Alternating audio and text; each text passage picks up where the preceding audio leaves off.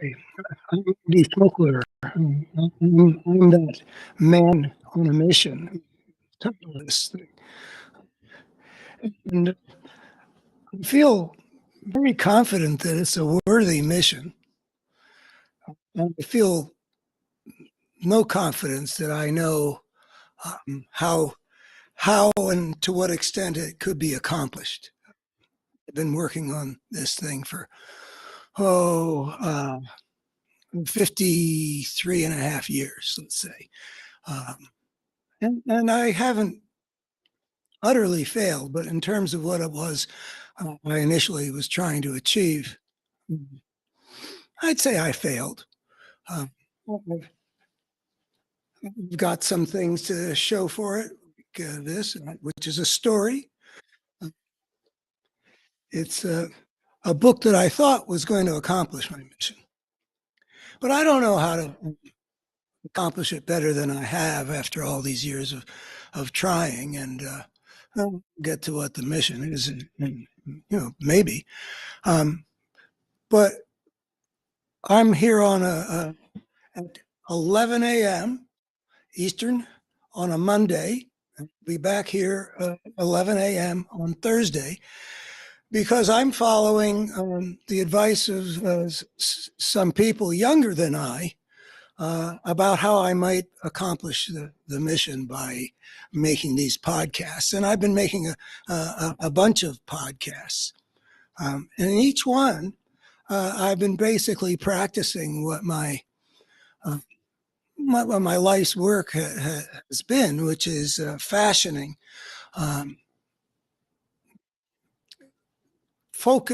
something focused on a subject.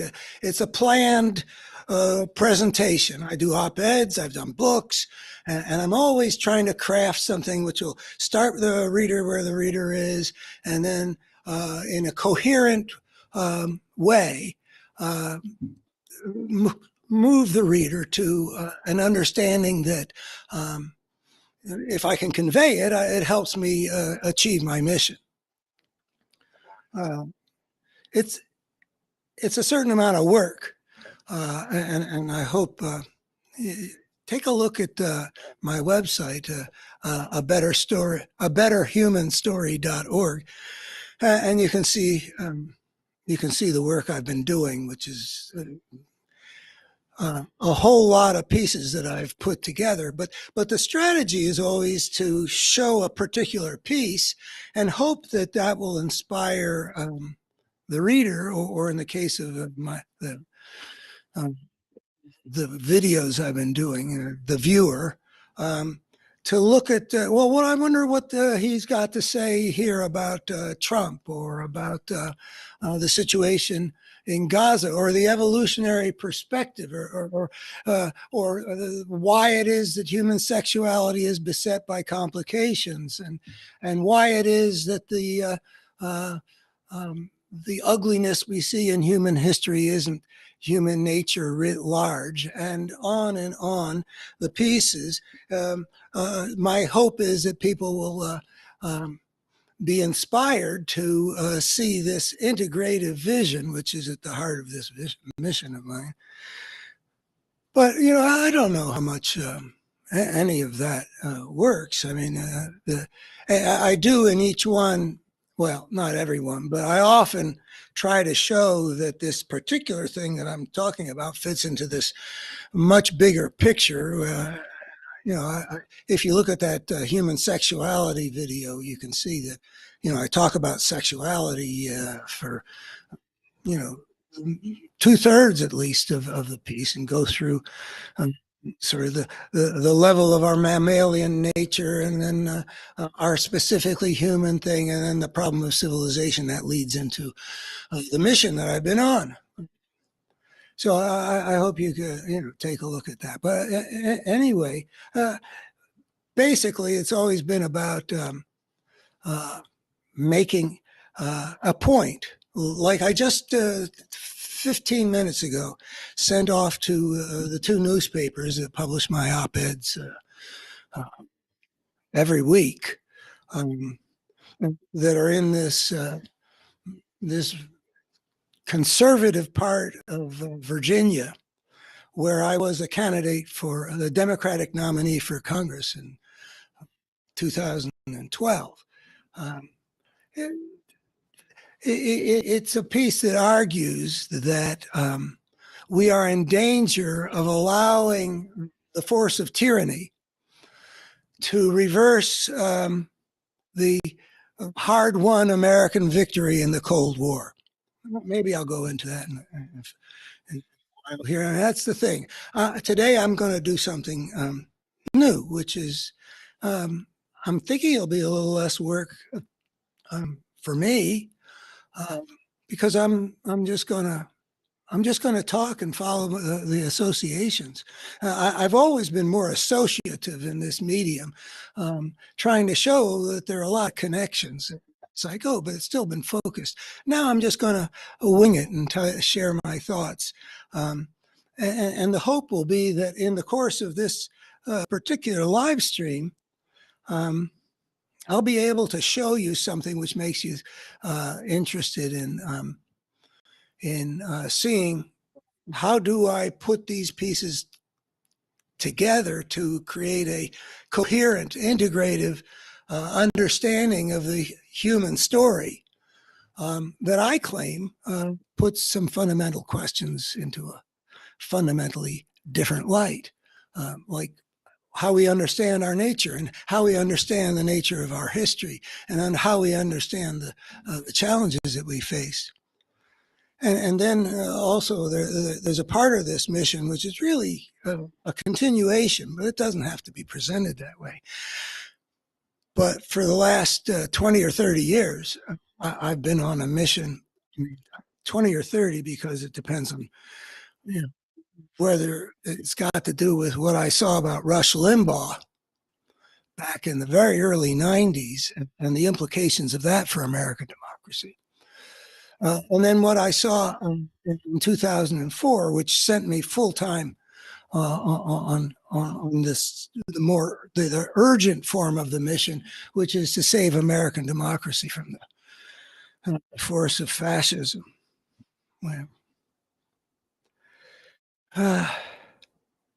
So I'm thinking about stuff like that. I'm thinking about the extraordinary thing that's happened among the people in conservative America. I'm a guy whose whole life has been dedicated to seeking out the truth. It was a central value in my family culture, and it was a good way of using what I was best at. Growing up, I wasn't going to be a pro football player after 155 pounds, and I wasn't going to be a pro basketball player because I never did have that good of a good jump shot. But I was pretty good at doing the kinds of things that I imbibed in a sense by being brought up in my family with a social thinker, professor of economics for a father, a mother who was very deep into the drama, who gave me the middle name Bard because of her love of Shakespeare.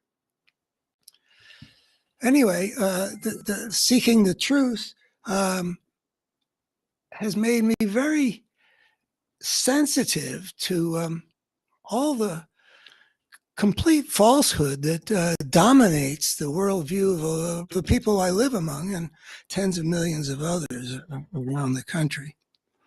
I'm really quite distressed about that. I'm kind of puzzled too. Yeah, I have a video about, I can't remember what the title is, maybe it'll come to me. But the mystery of Trump adoration goes a lot into how can they believe things that are so obviously lies. I just don't get it. But I look at it all the time. I think it's worth asking ourselves as a society, those of us who want to restore health to American democracy, what might bring the intelligent people who are in conservative America who believe such obvious, terrible lies as the election was stolen by Trump. No, there's no decent way to believe that. Or and that Trump isn't that the reason he's being prosecuted isn't that he right out in front of the whole country committed some of the most serious crimes in the history of the nation. How can they not believe the obvious truth? But that's not the only thing on my mind. Even just sticking with current events, I want to admit, I've been paying a lot of attention to American international affairs or foreign policy. Really, starting when I was 10 years old in 1956, there were a couple of major world crises that got my attention. But I'm pretty qualified to have opinions about. I should just turn this thing off. I'm sorry. Did not expect that kind of disturbance.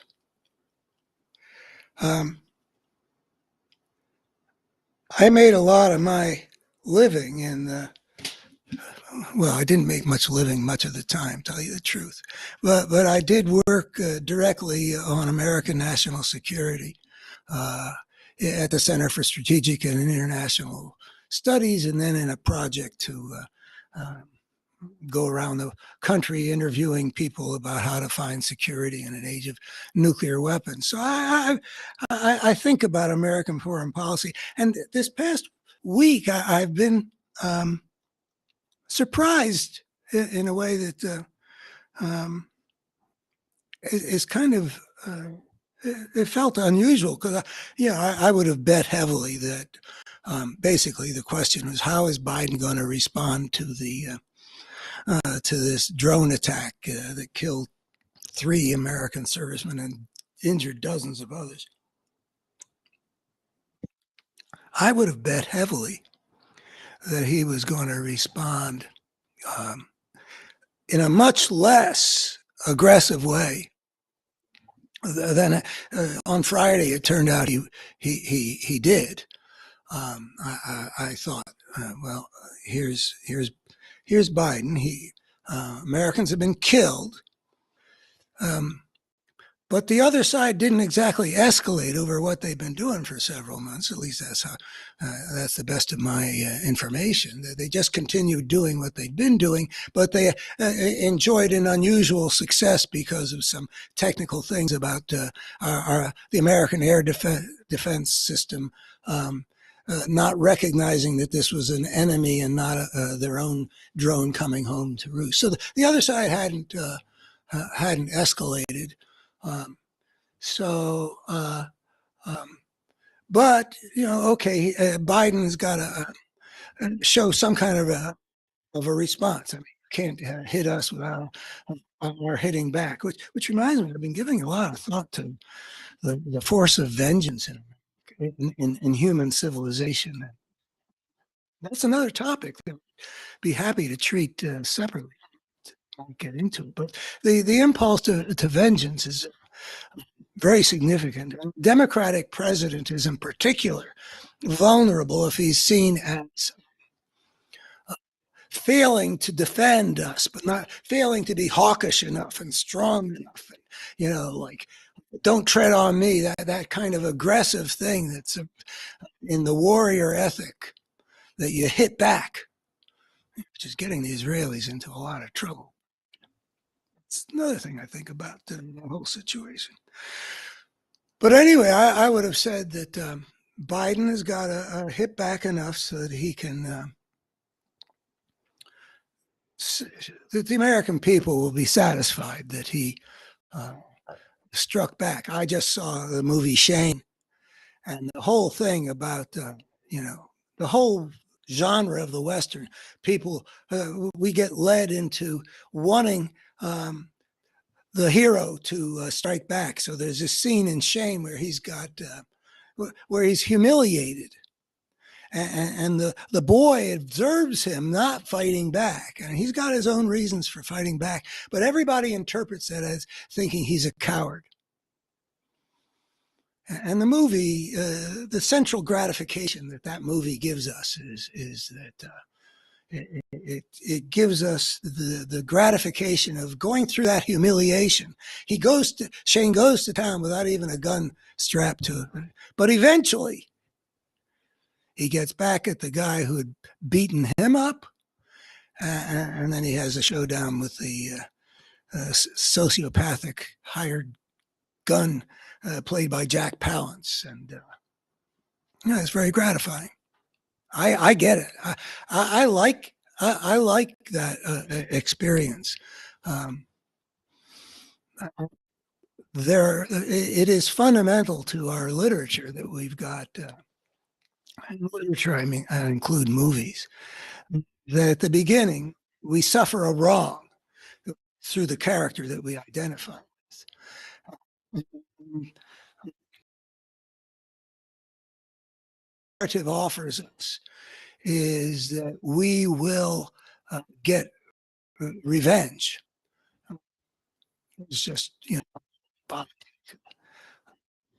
list. I mean, it's all over the place. It speaks to our needs.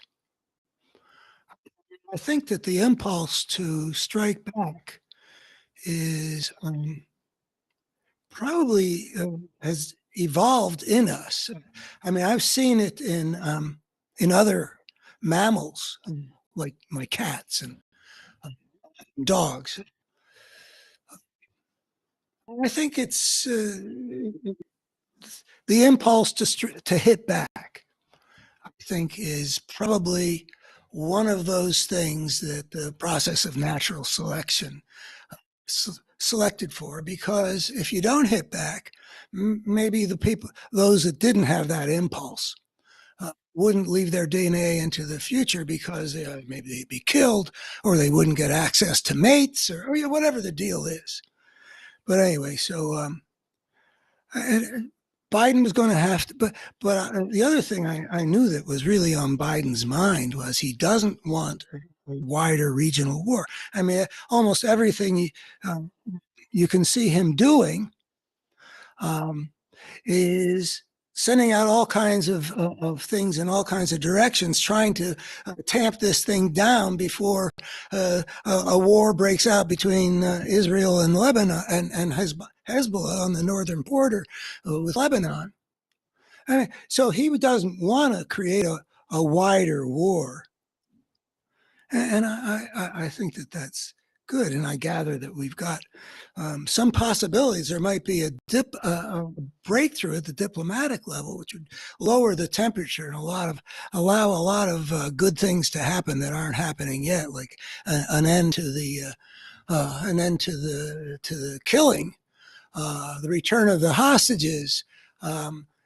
Israel being further integrated into the region by an agreement with Saudi Arabia, and moving the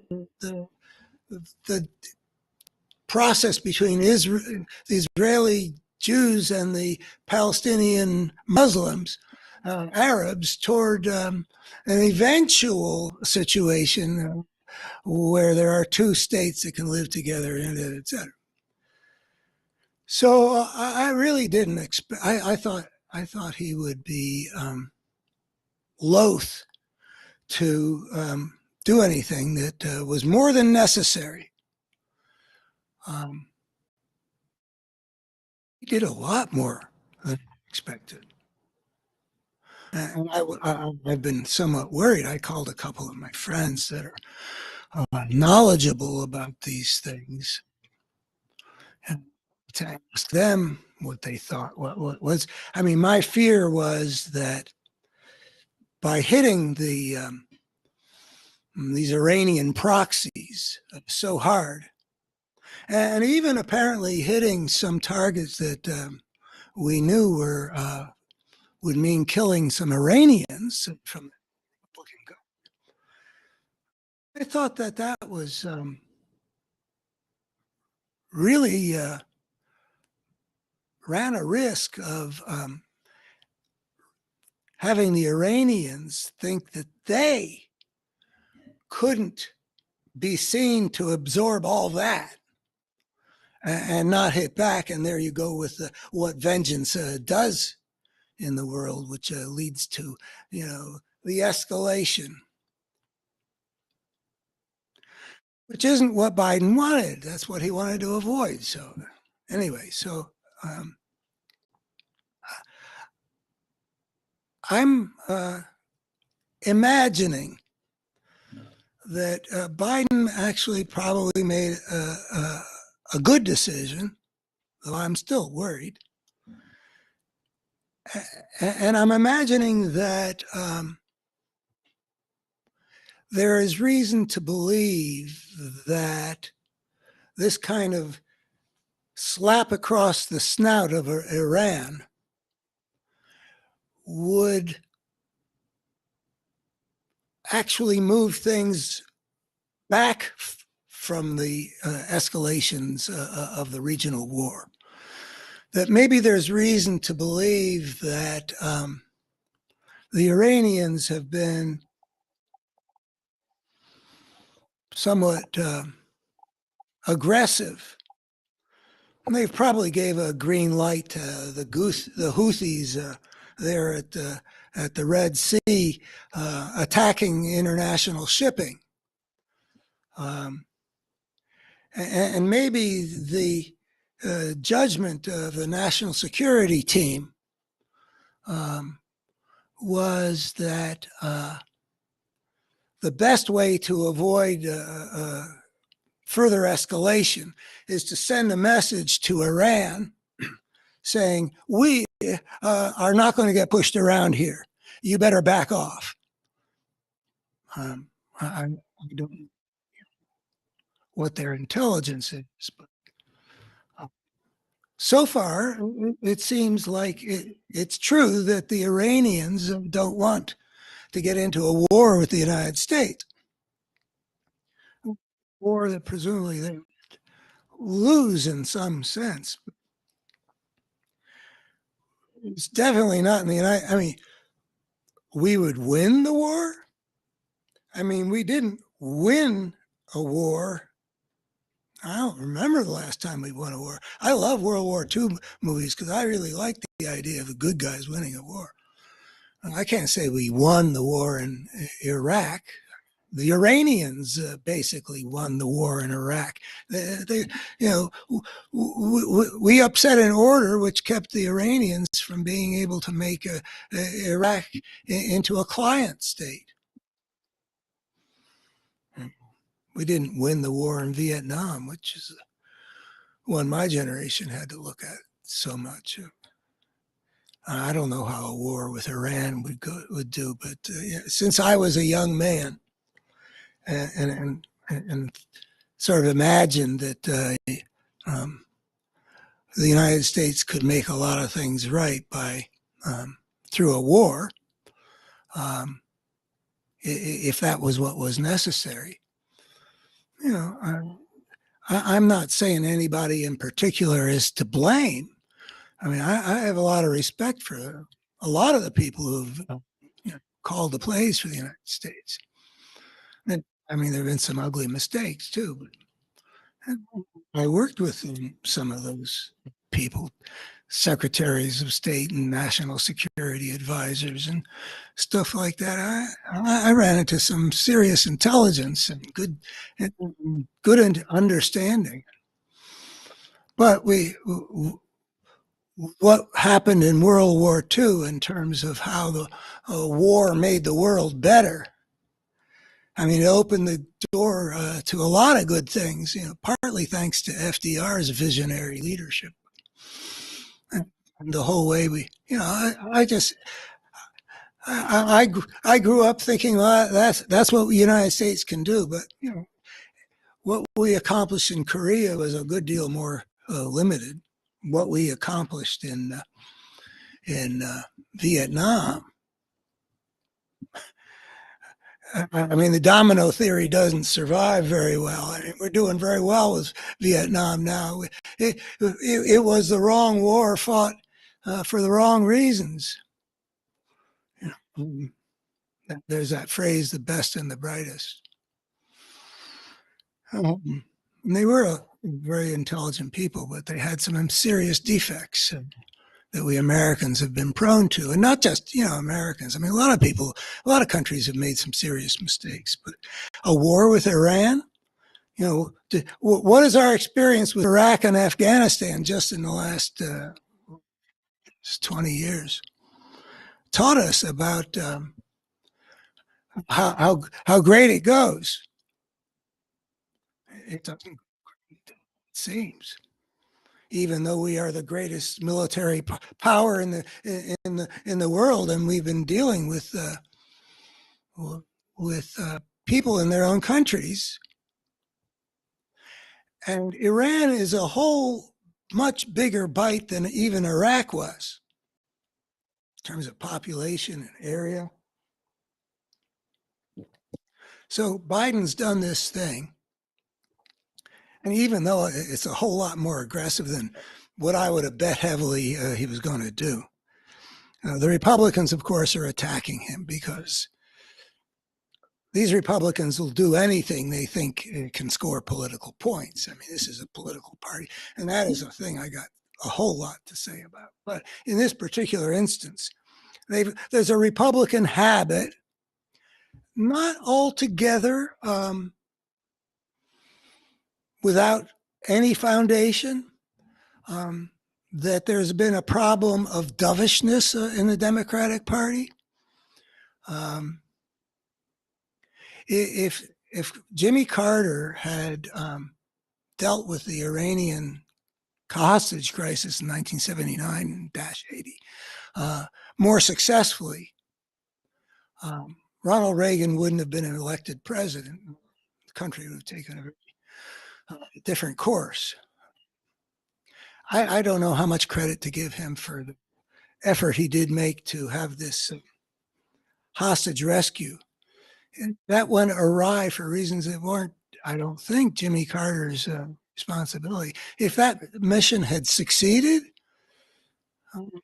but anyway, he looked weak. Democrats looked in some ways insufficiently John Wayne macho to a big chunk of the country because of the end the war in Vietnam, declare victory and leave, and all that kind of stuff. So there was an issue there, and the Republicans know you can't criticize a Democrat for being too aggressive. No, whatever Biden would do, the Republicans would say, "Oh, he's too weak, he's too limp-wristed." I don't know if that's working or not, but it's a bunch of baloney. I mean, Lindsey Graham being there and saying basically we should attack Tehran. I mean, they can say anything that they want, and they will. That's what they've become. Lindsey Graham is a case study, and I don't know what. When he had this buddy John McCain, who is a guy who had some moral core. I wasn't wild about the man, but I think that in his life, he exhibited at times some fine heroic qualities. I think, not just what he did as a prisoner, but there was a time when he was running against Barack Obama in 2008, when I think it was in Minneapolis at a rally. This woman basically is asking McCain a question. The premise of her question being basically that Barack Obama is a traitor. And, I don't remember all she said, but it was just one of those crazy right wing. So there already was a lot of craziness in the. She was manifesting it. you know, and, and John McCain said, no, that is not who Barack Obama is. He is a fine man. Republican Party that wasn't like what we've got now. So anyway, Lindsey Graham had character when he was being led by a guy with character, John McCain. And he has no character now when he's being led by a man who has no character. Character, I don't mean in the psychological sense. Of course, Trump has character. He has character that has an extraordinary number of basic human defects anybody can have, and he shows them to an extraordinary degree. So, John McCain, well, I'll just go back to Biden.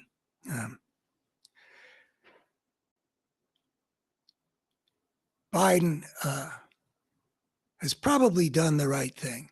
It would be stupid to absolutely require the Iranians to go into an all-out war against us. That is not what we're trying to achieve. What we're trying to achieve is some kind of stabilization in the region where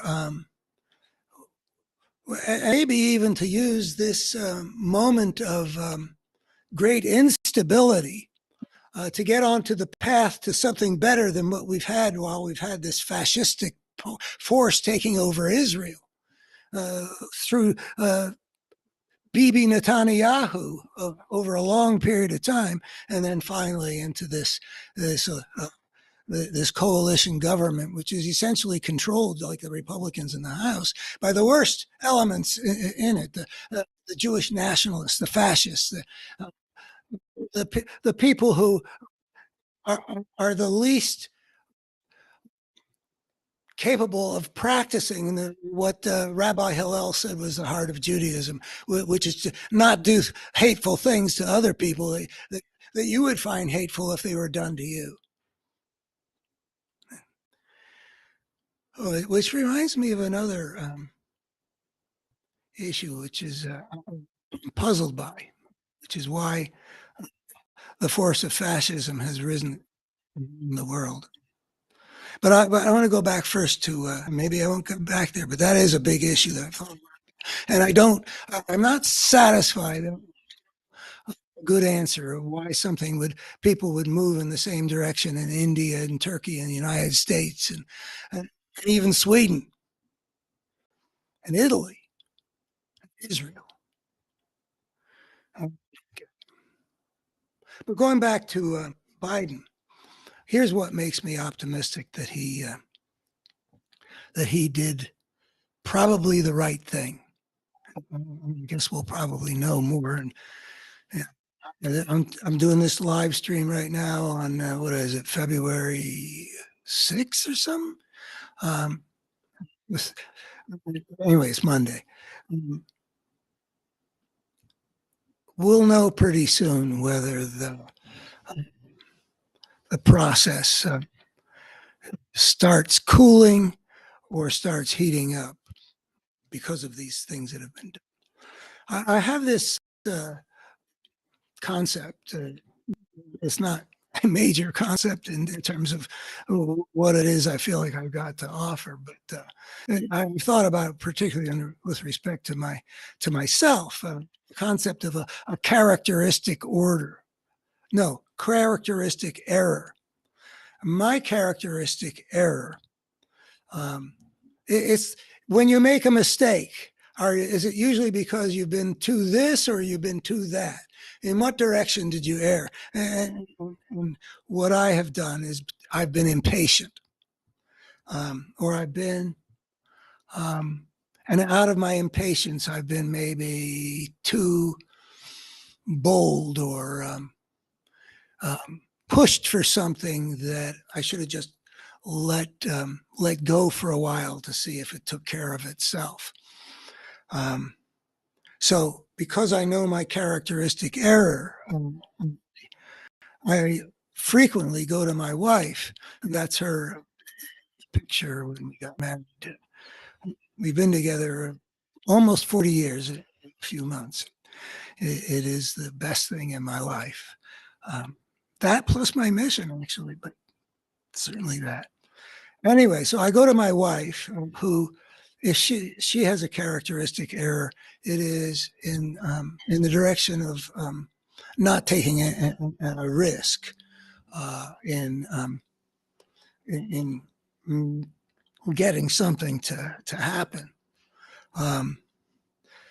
Well, and some of the time she encourages me to wait. That is frequently, and not to be perhaps as confronting of the issue.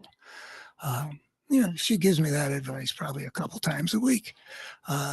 Various things. I always work very hard to make good decisions. And I'm a man who's always consulting with other people. I have felt that one of the problems in American manhood is that men are loath to get advice and get help. But anyway, that isn't part of who I am. So I'm happy to be helped to correct the wrongness that's built into me as I make my decisions. Well, with Biden, his characteristic error, in my opinion, is to be too nice guy, insufficiently ready to fight. It's one of the reasons why I've never, in 2008 and then again in 2000, and we didn't challenge Hillary in 2016, but then again in 2019-20, I was never for Biden. Though I have a lot of regard for him, the role he's playing in our history. I think he's got a decent chance to go down in history as one of the important constructive presidents, because he has a good chance to save American democracy.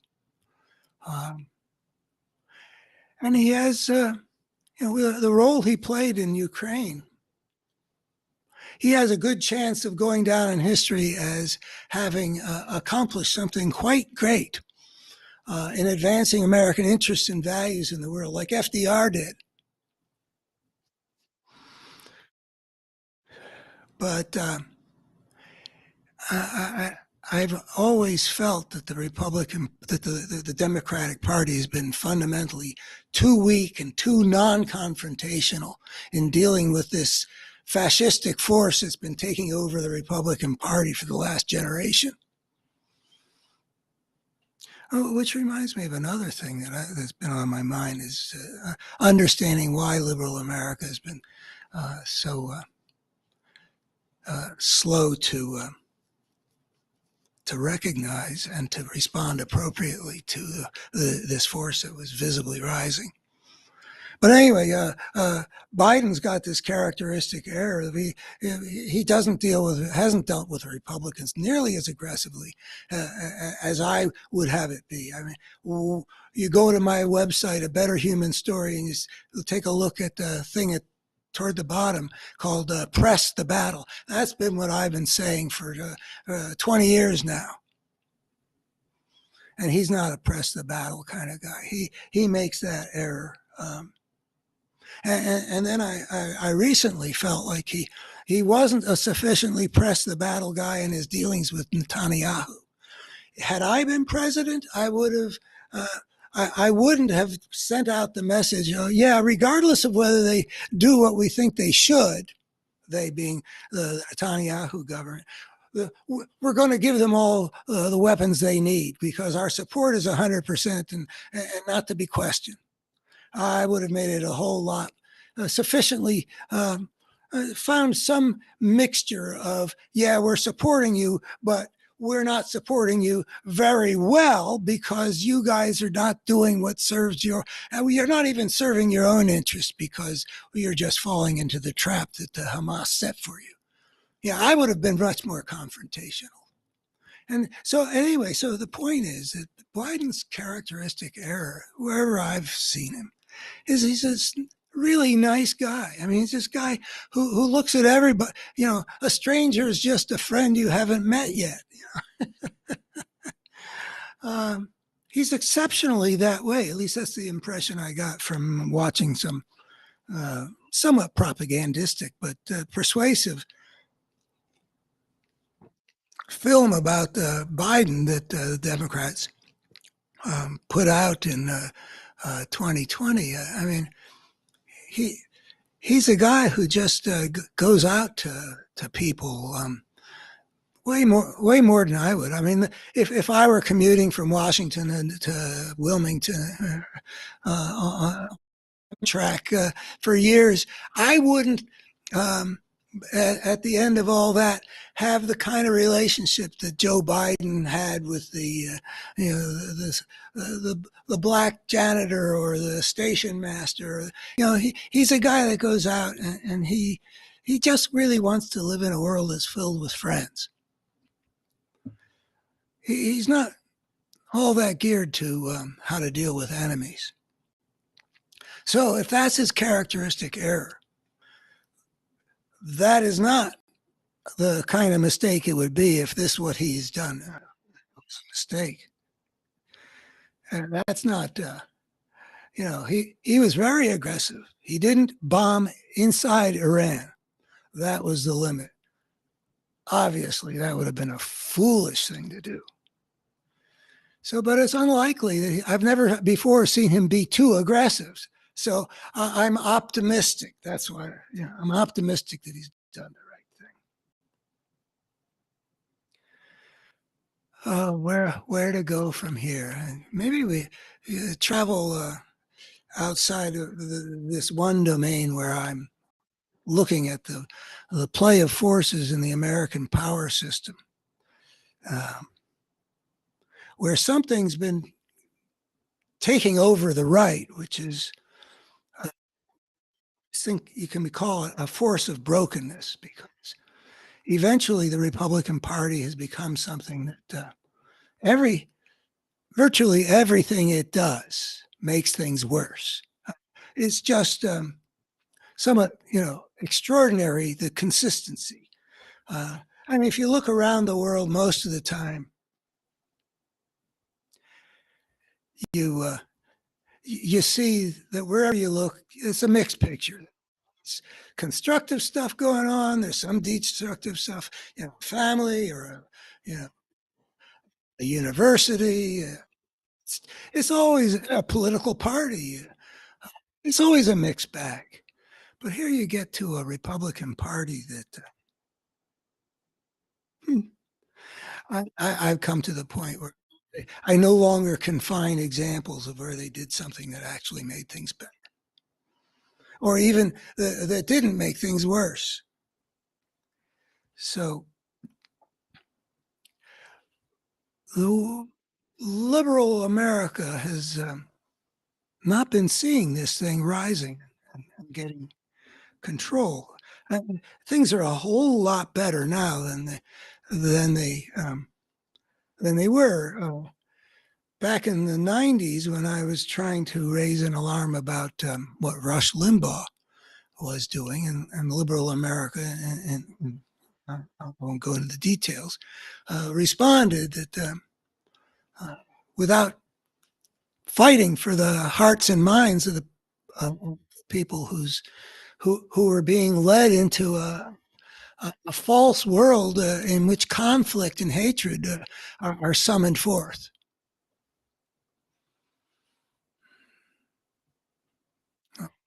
They didn't see that there was something rising here. I didn't see it the way I did back in 2004. But anyway, I've had a lot of experience of trying to get liberal America to fight with full, all-out energy against this thing that's been taking over the right since Limbaugh and Gingrich and Fox News and Karl Rove, and the whole process leading up into this nakedly fascistic thing that the Trump and the Trump party are showing themselves to be. And I think I'm going to venture to share some of how aspects of the answer I've come up to about the question, what has been wrong with liberal America, that it did not fight at the outset. It did not press the battle against this force as it was rising, and essentially left the battle for the minds of 20 million ditto heads and however many people were watching Fox News, left those minds to the mercies of a force that had enlisted some really profoundly gifted propagandists. Why didn't they see it? What was rising? Why didn't they call it out so that the American people would see it was rising? I mean, we now got tens of millions of people who for some reason have gotten to a place where it seems like no matter what's shown to them, they can't see what it is. One of the questions I've asked myself over all these years is, what is that state of mind? I mean, how do you not see it? If you're an intelligent person, and there's 60 cases, Trump stuff is thrown out of court. I mean, it's obvious. It was Trump that was trying to steal the election. I mean, one has hardly ever seen any drama acted out on the historical stage where it is clearer what's going on.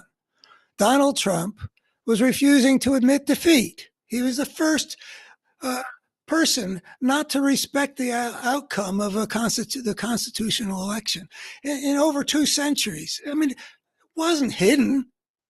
It couldn't have been more obvious. You just don't understand. You get to a point.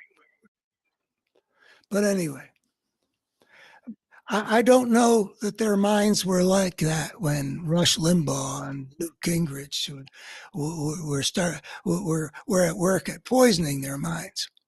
Now, I did talk radio out here in the Shenandoah Valley starting in 1992. It was my way of responding to the poisoning of the American mind by Rush Limbaugh and a few others that were rising out of the right wing, the kind of forces that were to make Bill Clinton and Hillary Clinton guilty of serial murder in Arkansas. I mean, demonization was going on.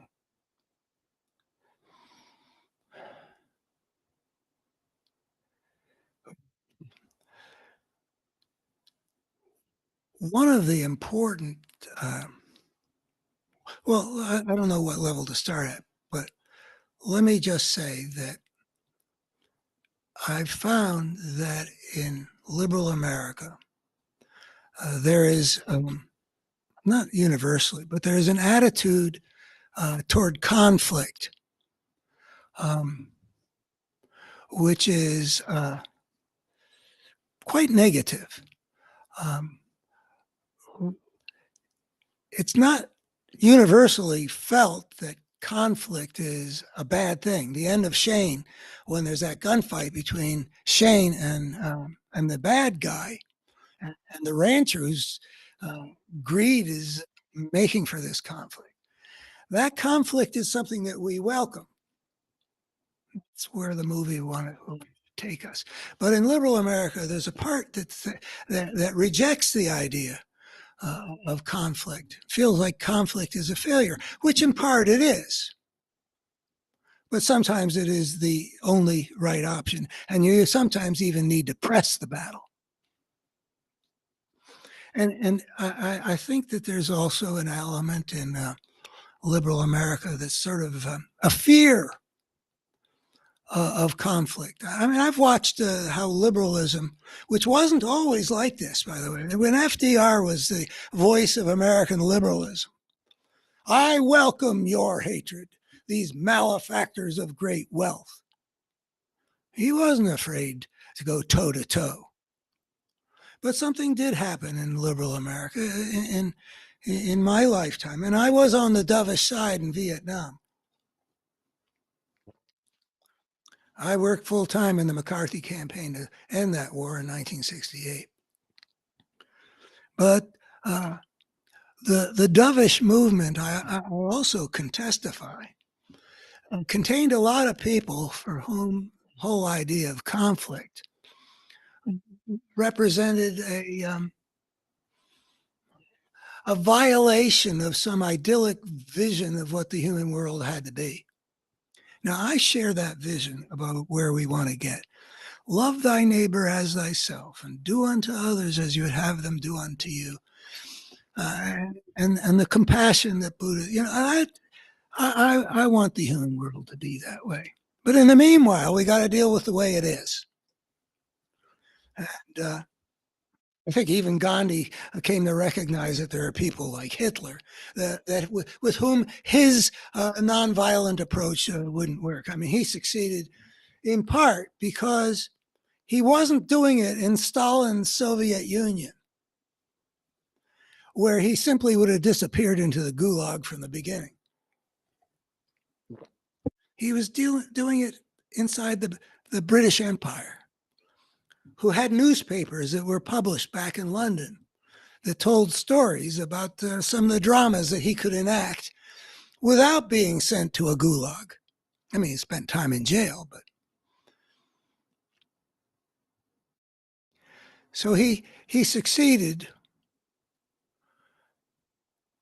because he had the good fortune to be part of a less oppressive form of coercive regime than many. That's the idyllic vision. There's been a desire in liberal America that everything can be made okay without having to do any toe-to-toe fighting. But there's another dimension.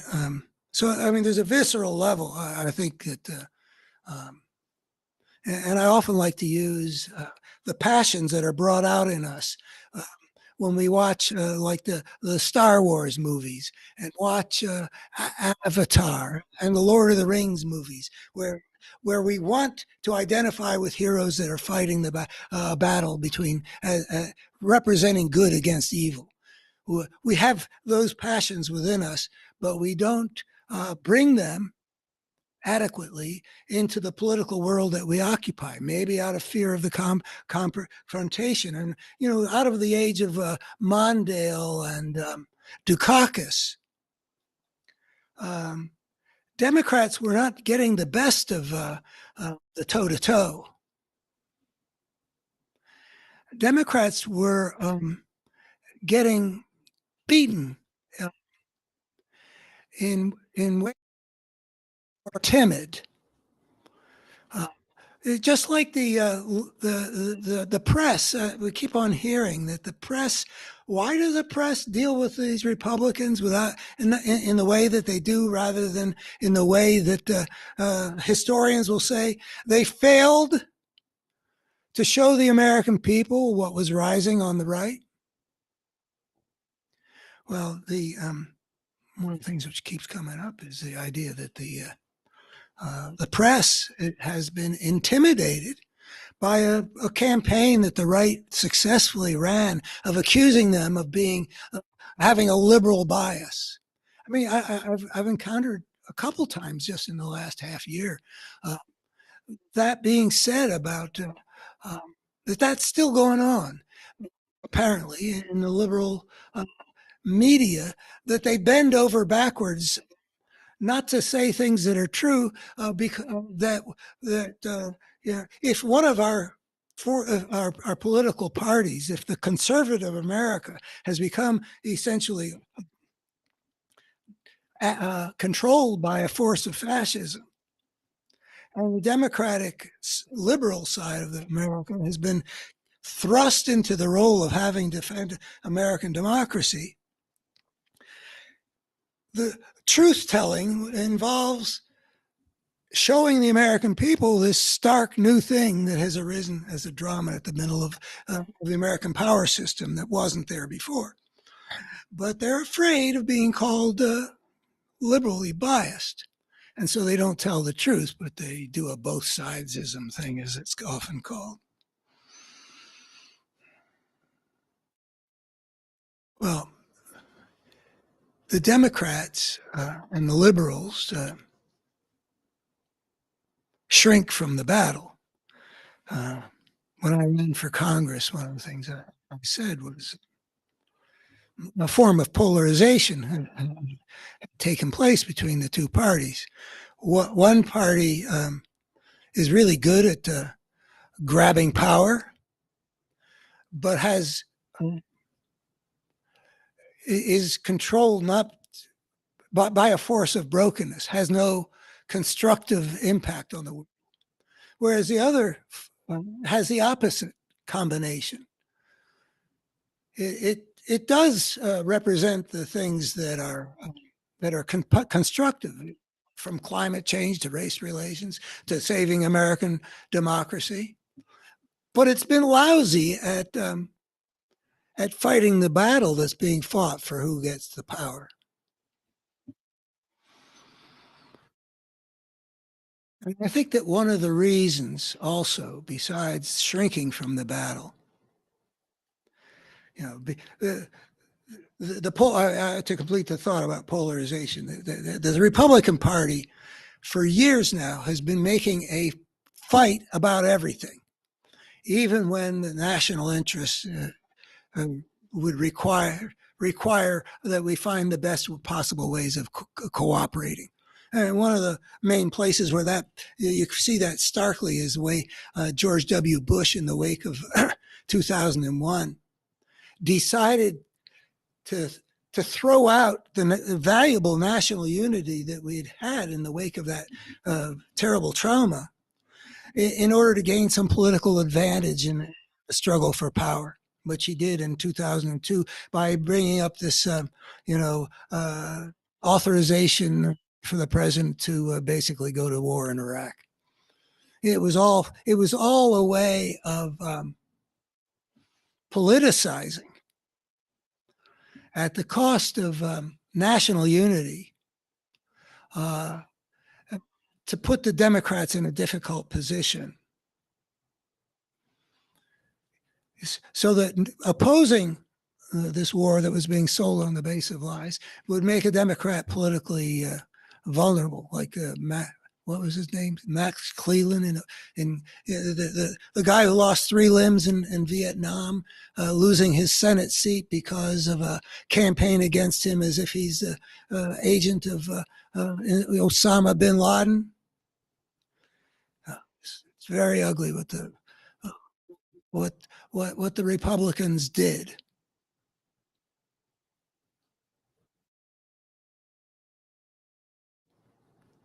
And the Democrats shrank from making a fight out of that. They were willing to make a fight, press the battle, go all out, determined to win on anything, even when the national interest clearly was that the Democrats needed to defend what the force taking over the Republican Party was damaging. One of the examples I use, if I were president and the Republicans tried to do to me in terms of my nominating someone to fill the Supreme Court seat, what they did to Obama, when they told Obama that not only would they not consider Garland, but they wouldn't consider anybody he nominated. I mean, they were stealing a seat. Boy, would I have made a stink out of that. Obama, I mean, he was a guy who had the oratorical abilities. I've tried to develop oratorical abilities, and when I was a candidate for Congress, I did what I could. But everybody knows that Barack Obama was a gifted speaker. The Republicans are able to steal that seat without Barack Obama employing his rhetorical skills to make them pay the massive political price that they should pay for actually violating the Constitution. The Senate's function to advise and consent does not amount to, I won't consider anybody you might nominate. I would have taken the Republicans to the Supreme Court. I would have won that case unless the Supreme Court had made a corrupt decision. And even if I lost it, I would have put it out into the public realm so that they could see what the Republican Party had become. Well, one other thing that's true of liberal America. You see, I can't help but come back to try to make a coherent argument. But this is actually kind of important because it's got to do with one of the central things. If I had to articulate, what is it that's my mission, is to convey a better human story that has, you can put it in about 8 different major statements that put things in a different light than most in liberal America see things. I do that on my website, and I do that in various other videos. But the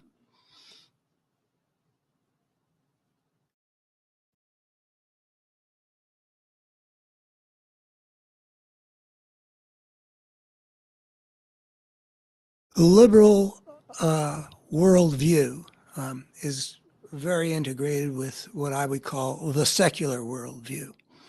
And I've got a particular, everybody who doesn't have a belief system that's shaped by a religious tradition that's handed down,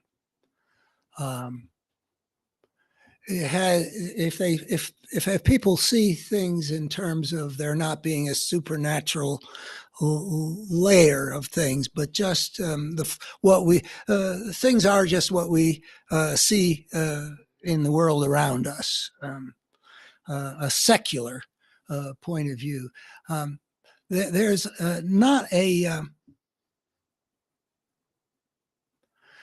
place in it for a phenomenon that might be called a coherent force that consistently spreads a pattern of brokenness or makes the human world worse or something like that. I think that definition pretty well describes what's traditionally been meant by a force of evil.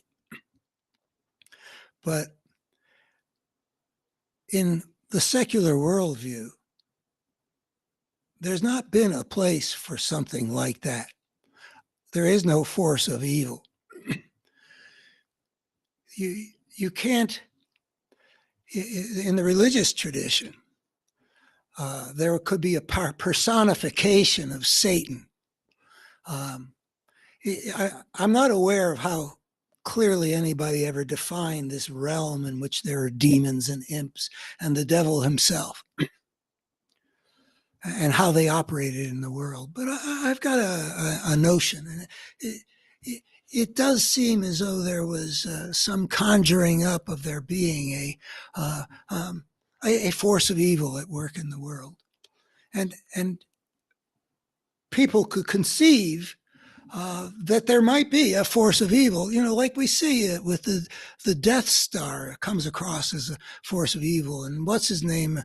The people that are Frodo Baggins is trying to they're trying to save the world from evil.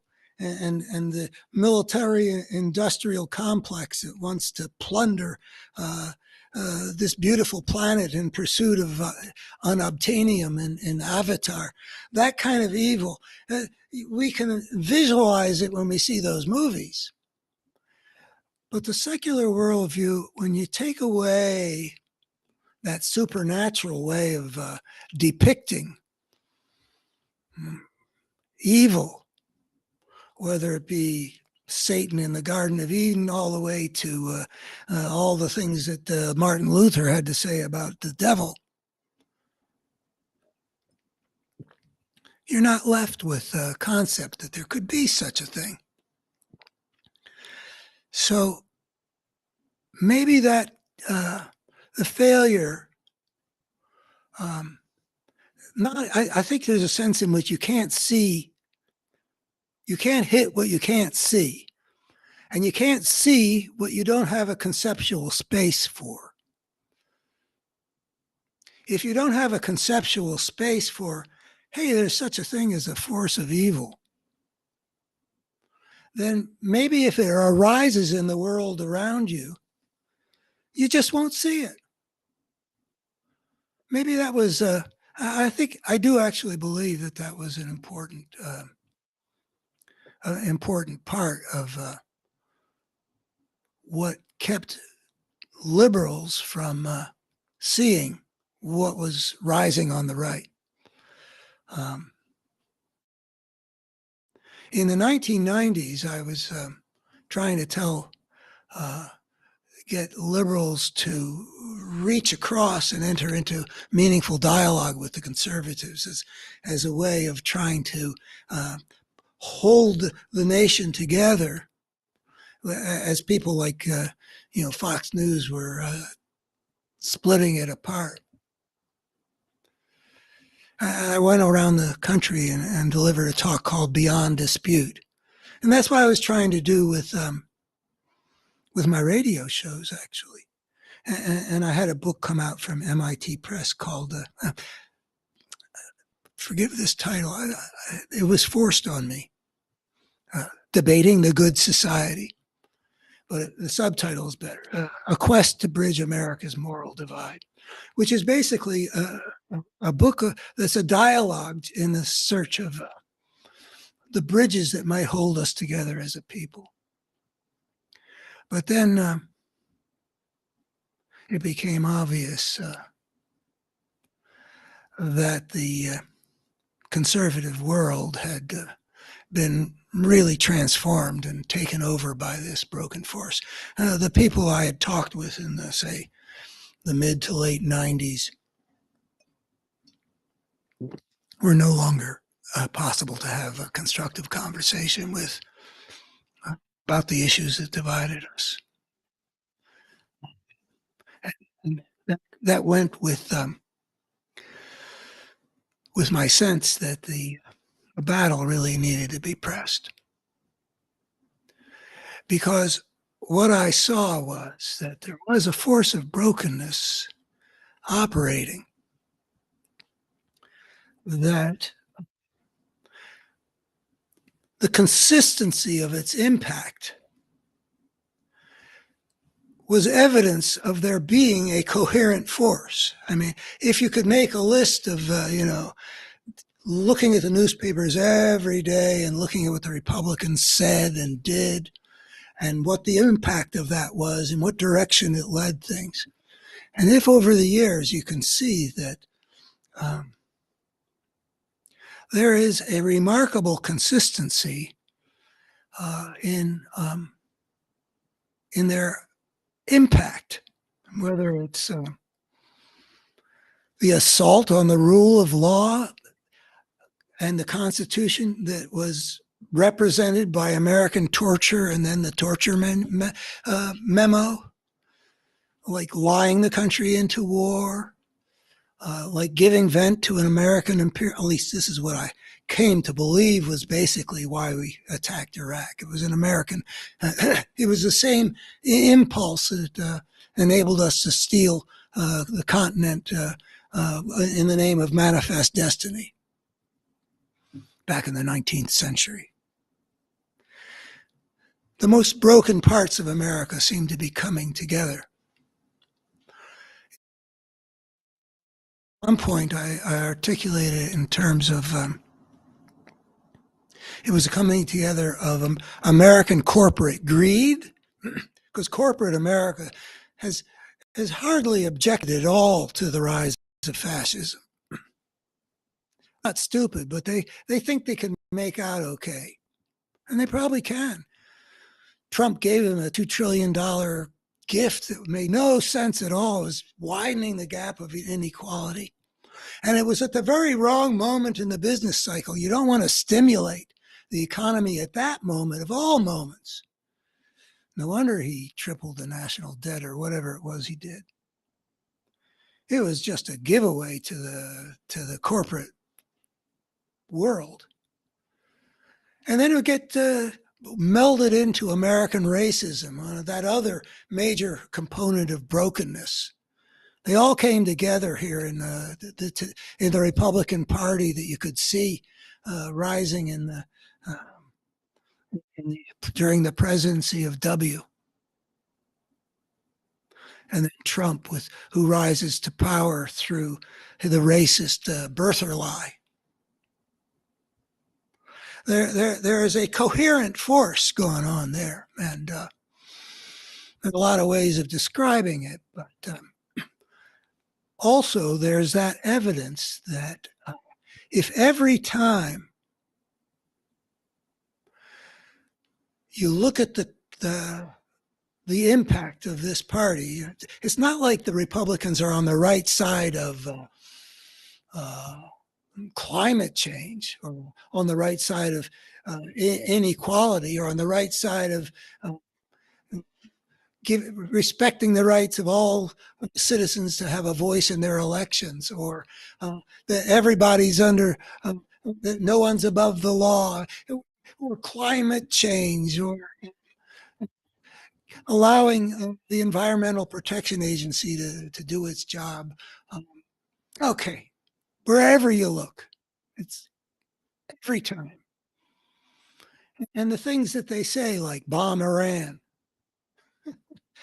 and whatever they say, or impeach Joe Biden, in following the orders of the most impeachable president ever into one of the least impeachable presidents ever.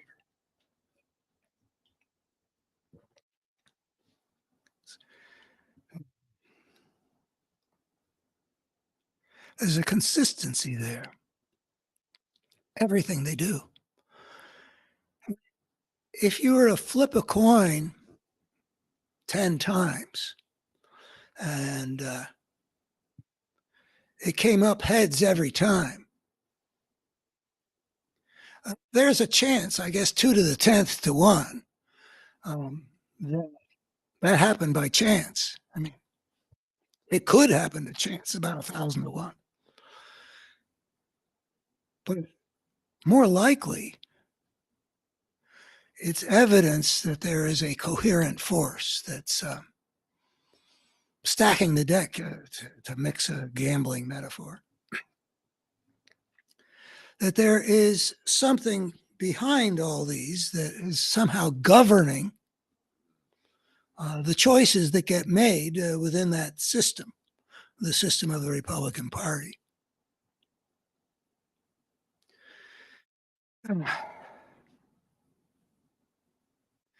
But there is a force of brokenness, and I try to show it how that would inevitably arise. And if you look at the human story in an evolutionary perspective, you can see that not only can there be something like the thing, or the force that's taken over the Republican Party, but it would inevitably, something like that, in the sense of its being a coherent force, would inevitably arise whenever a creature stepped across the threshold onto the path of civilization.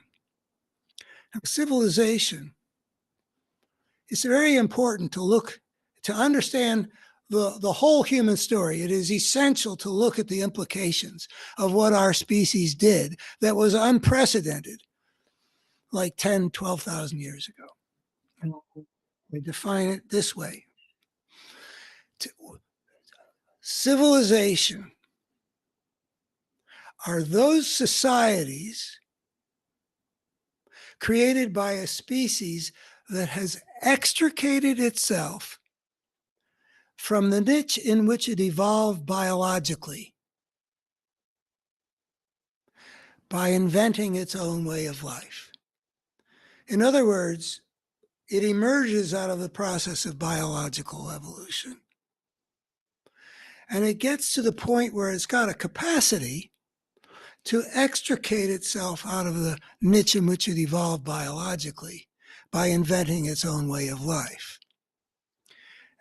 That's an unprecedented step. It's unprecedented, and it shouldn't be surprising that it's consequential.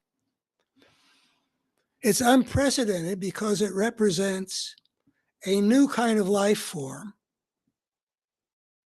that was not shaped by the processes of biological evolution, like diversity and a selective process governing the direction in which things go, and things being selected for that succeed in getting their DNA into the future.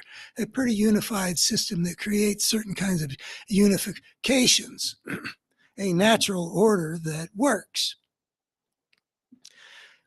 to perpetuate itself, because what's being selected for is what can perpetuate itself. That's what was happening for 3.5 billion years.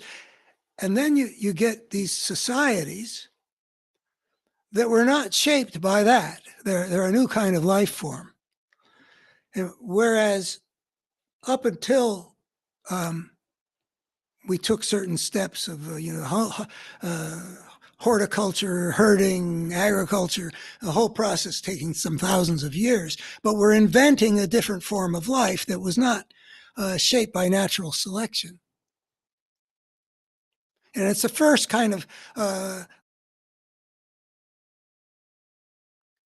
the product of a species' creative intelligence.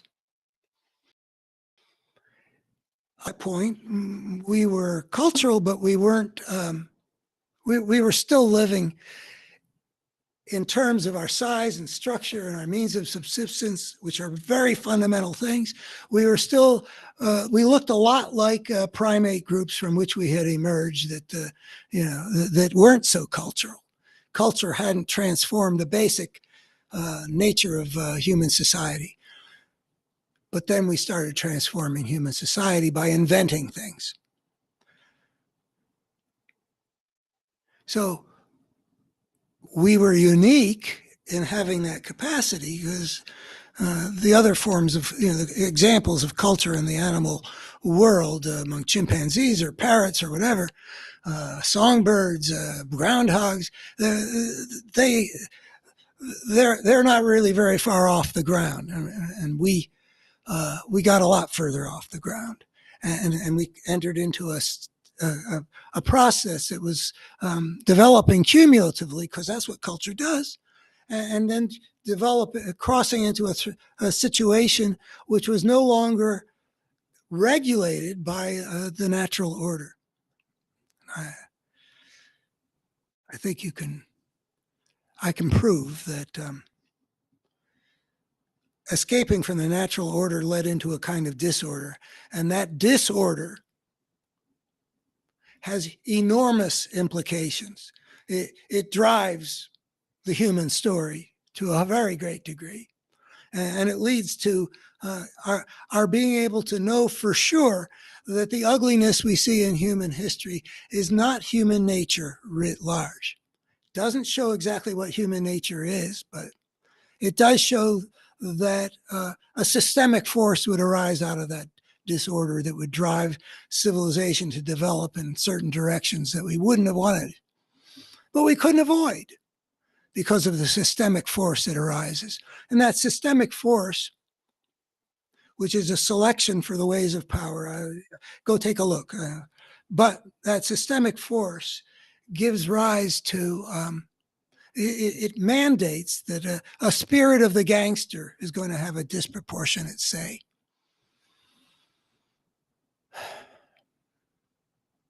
in how civilization evolves. That's how we know that we're better creatures than we appear to be, because a force of brokenness, actually something reasonable to be called a force of evil, will inevitably arise out of the systemic dynamic that unprecedented step entails.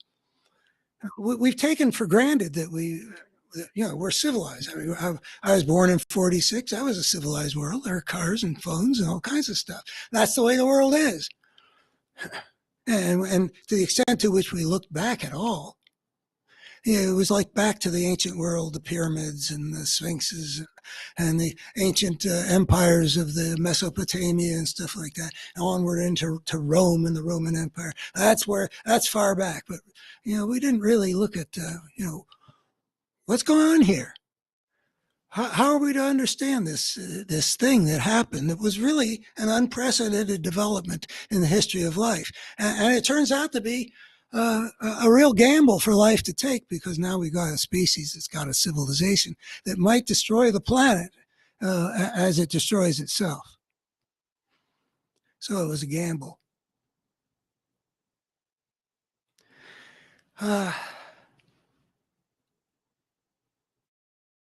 We need to develop more fully the secular worldview, to include a reality that there's a force that you can perceive in the human world that's reasonable to call a force of evil. No devil, nothing supernatural, just a demonstrable, logically necessary systemic force that emerges out of a circumstance that it entails when a creature that's evolved biologically in a given biosphere on this planet or any other planet then takes a step onto the path of inventing its own way of life and leaves that natural order, develops all kinds of alternatives, but falls into a war of all against all, which is what that disorder brings about. Which means only those cultural options that are suited to prevailing in a world where there's a war of all against all will survive and spread. Consider the implications of that. Vast, conceivable cultural options, but only those that confer whatever you need to do well when there's a war of all against all. Whatever that is going to be selected for to survive and spread. And the ways of power, basically the ways of the gangster, which is what arises out of a war of all against all. We saw that in Lebanon. We saw that in Somalia. Warlords are what rise to the top. That's the same thing has happened with the rise of civilization. And it was inevitable that it would happen. And that's what I claim I can prove. And that has serious implications about how we see ourselves in the human story. Any creature on any planet that took that step would have been condemned to engage in a historical process as filled with torment and suffering and brokenness as the human story has been. Any creature, regardless of its nature, would have been able to provide the selective process with a whole range of choices. The options will always be there, even if the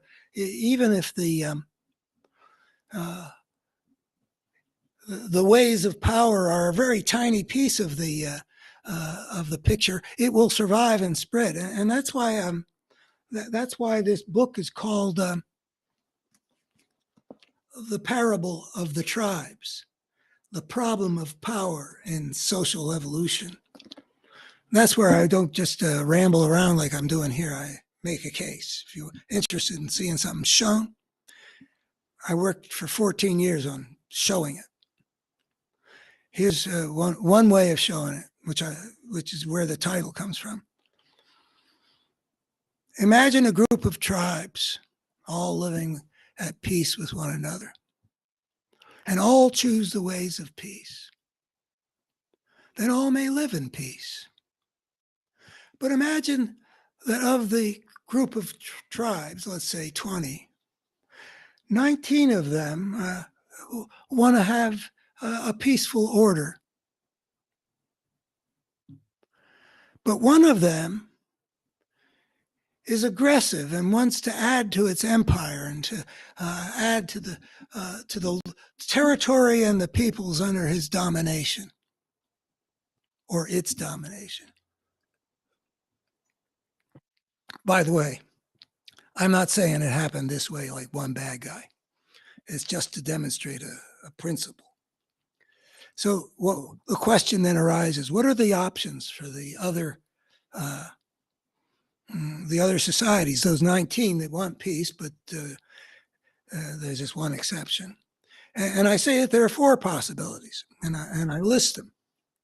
And the first one, that the aggressive society, who's mastering the ways of power, attacks and annihilates those people and absorbs its territory into itself. Okay. The ways of power have spread. Another option is they invade some other adjoining territory to build its empire. But instead of exterminating the people, it absorbs them into its system. It turns them maybe into slaves, and there's a whole lot of that back in the rise of ancient civilizations. And it maybe compels changes in their culture and generally bends whatever it can that will maximize the advantage to the ruling power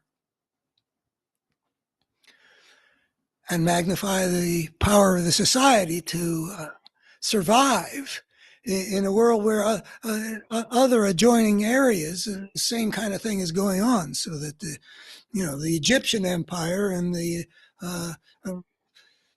Assyrian Empire or the Persian Empire, Roman Empire, encountering each other, Carthage, they don't all survive, or they have to be able to. So what ends up taking over the Nile Valley has a particularly kind of recognizable kind of face, and got the spirit of the gangster here, the tyrant, the top-down world, the kind of people who are able to take over in an anarchic situation. So there's a third option. So that we've got destruction, annihilation, we got absorption and transformation, and then this third thing is people see what's happening to their neighbors, and they don't want to undergo either of those fates, and they choose instead to go off into some place that's so undesirable and unreachable, whether it's the Amazonian jungle or the Siberian wastes or up where the Inuit are, but in any event, they're either out of reach like the Eskimos, or they escape to be out of reach. And the lands they escape from get absorbed into the expanding empire, and the ways of power keep spreading. And then there's the fourth one, which looks superficially like it's an escape, but it's an escape not in terms of the social evolutionary implications, only in the society can find a way to survive. The problem is, in order to survive, they got to be able to do well in dealing with the threat posed to them by this expanding empire that they need to defend itself from. So, and if that expanding empire is tapped into new sources of power in terms of whatever, in any event, you can only resist the power of a powerful army with some kind of powerful countervailing coercive force. I mean, there's a level at which these things get settled. If it isn't going to be settled by rules and the rule of law, it's going to be settled by force. And if the threatening force has become great, we got to find a way of making our countervailing force great enough to resist it, whatever level of greatness that has to be. What does it take for Taiwan to deter China? Or you got to maybe match it. Maybe whoever comes in second is a loser. Anyway, it leads, I mean, part of the way of looking at the history of civilization is as an arms race. It's an arms race in terms of how big of a society do you have to be to survive. It's an arms race in terms of what kind of metal can you make to make swords? Are you at the bronze stage, vulnerable to being defeated by the Hittites when they come onto the battlefield with iron swords? Is it developing particularly tough and fierce men by the way you bring them up?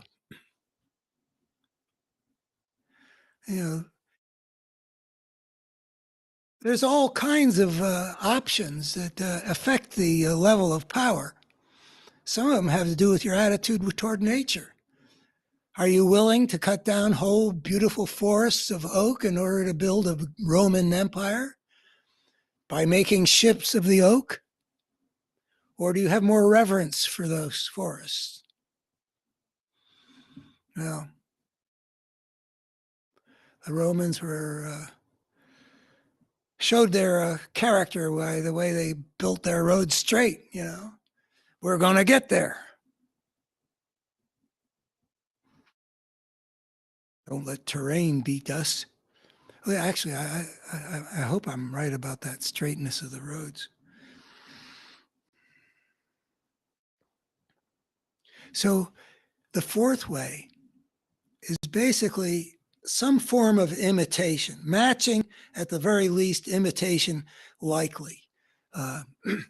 When World War I gets fought, both sides have been are fielding armies that have the latest technologies of artillery and rifles and dropping bombs from biplanes. And there's been an arms race, and warships are dealing with each other, and the ways of power spread. Industrialization, a certain degree of rationality, warfare technologies. And the Europeans had used those things to spread European civilization around the planet. The ways of power spread. That's what happens when a creature extricates itself from the niche in which it evolved biologically, which inevitably leads to a kind of anarchy, a kind of war all against all, and a selective process, and a coherent force that moves through the human world over the generations and the millennia, where brokenness spreads brokenness. And that's something I also demonstrate. It's a separate notion, in a way, that when a creature emerges out of the biological evolutionary process, it will inevitably unleash a destructive force that spreads a pattern of brokenness out of that war of all against all, having consequences at every level of the human world, and then that the brokenness at those levels lead to brokenness at the other levels as causality. You can see things spreading, and that's where how I claim that I can demonstrate that there is a coherent force. Just as you can see that there's a coherent force that makes the Republicans consistently destructive more than constructive. So, in another way of seeing it, is that you can look at what causes each broken thing in the world. Any given conflict or injustice, or where there's hatred, or a system that's run on greed. And you can see where that brokenness came from. If you ask, what were the causal factors that led to that brokenness? You can see that it was other forms of brokenness, that there's a way in which brokenness begets brokenness. And the war of all against all traumatized people, and trauma is a form of brokenness. And traumatized people, broken people, spread brokenness. You know, Donald Trump is the most broken human being I think that I've ever seen. More fundamentally broken in more ways anyway, or at least more openly so. And everything he does, it's like he's a card-carrying member of the force of brokenness. The thing that broke him is getting a lot of dividends out of having him emerge in the human world as he did. I mean, what a coup to have somebody like Donald Trump get the kind of hold over so many people that this guy's got. I mean, the Republican Party was already under the control of a party of a force of brokenness. But the Republican Party got hijacked by this particular guy.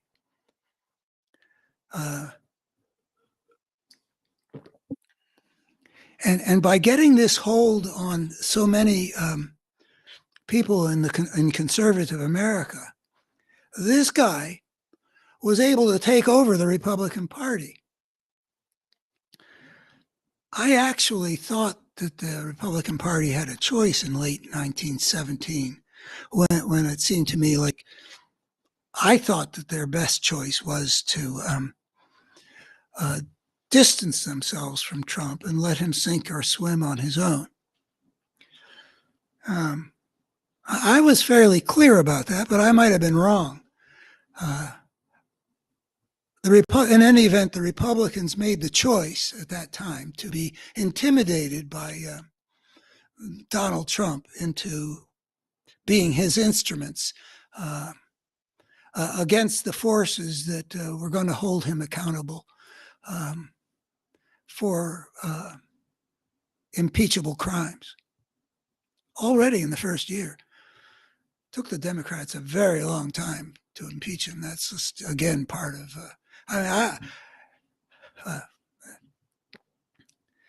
never mind. So I don't know whether Trump already had such power that the Republicans really didn't have any choice that, like I thought they did, to distance themselves. Maybe the Republican base was already so loyal to Trump, but I don't know that that's true. But the Republicans had been surprised a couple times at how much hold he did have. I think about the Access Hollywood tape. There was that famous immediate time after that surfaced that the various Republicans went on TV to distance themselves from Trump, thinking that they knew that no Republican could survive that with the Republican base, and so they better get out there and tell the Republican base, "Oh no, don't. We're not countenancing somebody saying that because he's a star, he's got a willing. He is entitled to sexually molest women when he wants to." And then they discovered that they had jumped out in front of a parade that didn't form.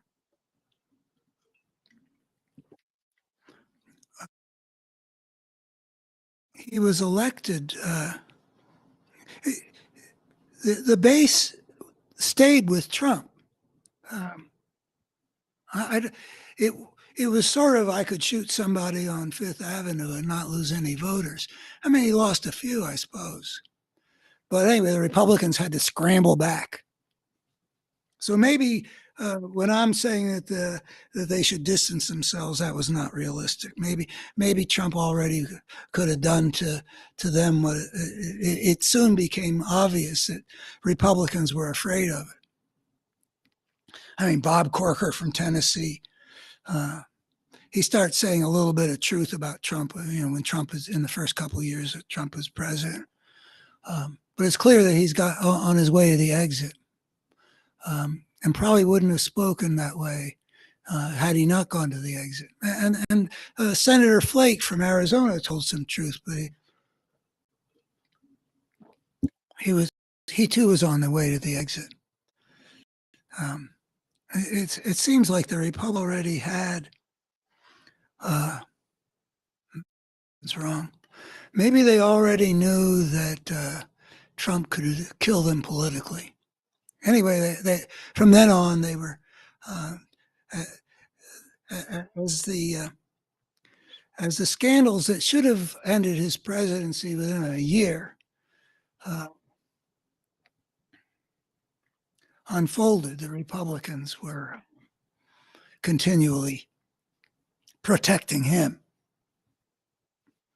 even up to when the first impeachment trial eventually got convicted, and Adam Schiff did such a good job with the help of the others of showing really how profoundly impeachable Donald was. The Republicans in the Senate, all but Romney, voted to acquit him rather than to remove him from office, as the Constitution clearly required.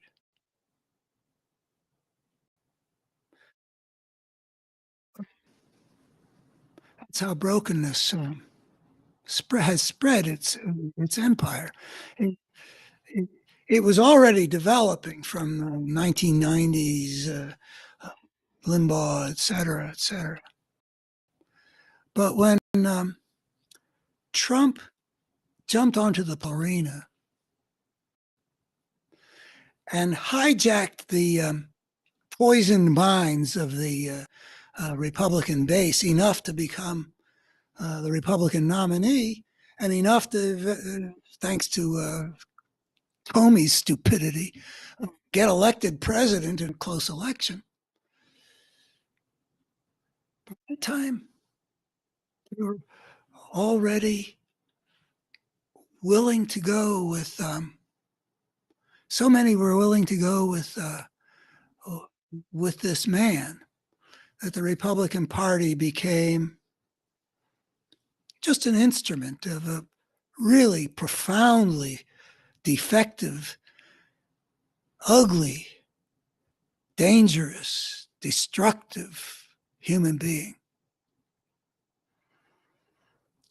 That's how brokenness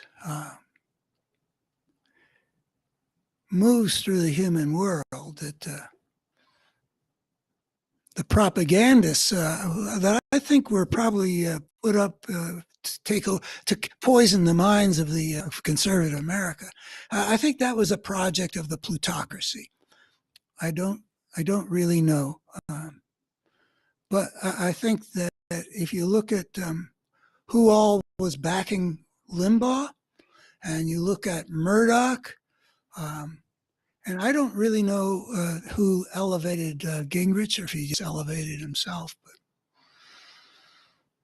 he was certainly willing to be anybody's whore. They all were.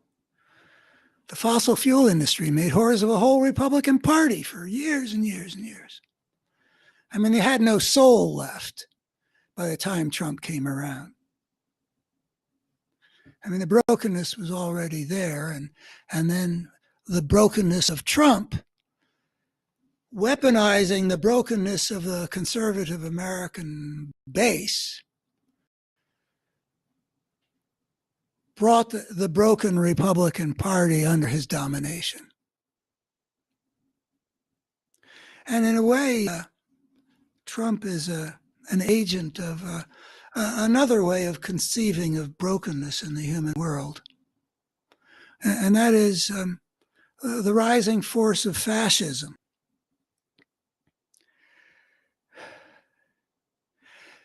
I'm not going to get into, somebody can be a political scientist purist, and I respect that the word fascism is supposed to have certain somewhat more specific meanings than I generally give it. I think that what we're seeing around the world can be called a variety of names. The force of fascism, I think, is maybe the best, but it also could be called a force of tyranny, a force of autocracy, a force of authoritarianism, a force of top-down government rather than bottom-up.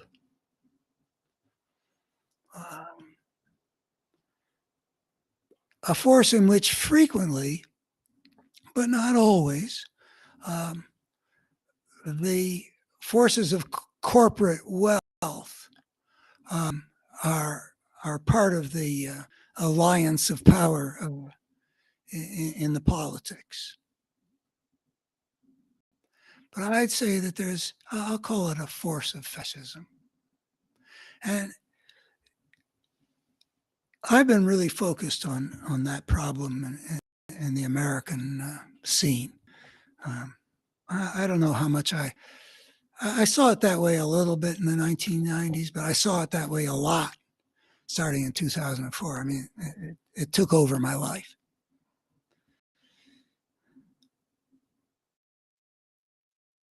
But the United States is part of a bigger picture.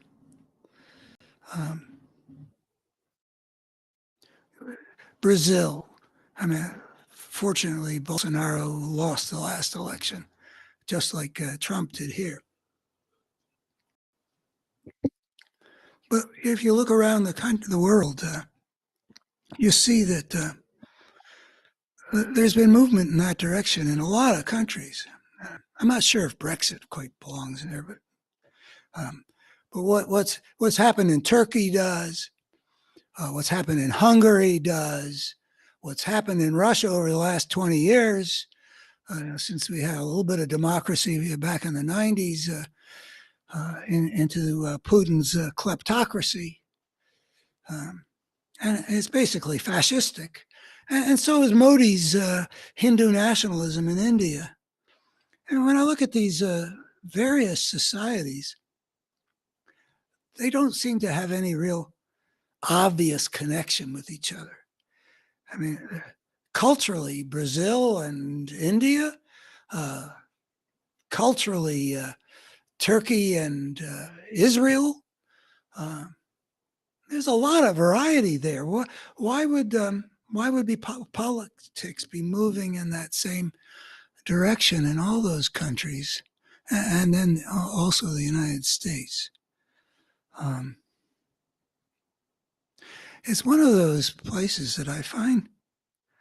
I mean, I do claim, as you might have seen, to have understood some things. But there's some really interesting mysteries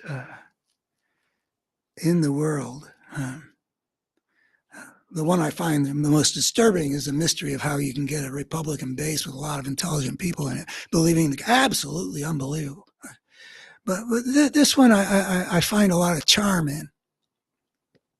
And it's the idea of a zeitgeist, which is a German word for like spirit of the times. When a whole bunch of things happen that you can't see any obvious connection, but seem like there's too much of a pattern here to chalk it up to chance. There seems to be a spirit of the times operating. It's mysterious to me just what it is. There are other places in history where there's a recurrence of a pattern, but raises that same question. It makes me think that in the human world, the nature of the interconnections that are at work, mind-boggling, that they go very deep. I mean, I think there must be something going on in the world that has had simultaneously an influence on Brazil, Turkey, and India. And you could even add China. Like, what is that wave? I mean, what is throw in Sweden, under a social democratic regime forever, and all of a sudden they're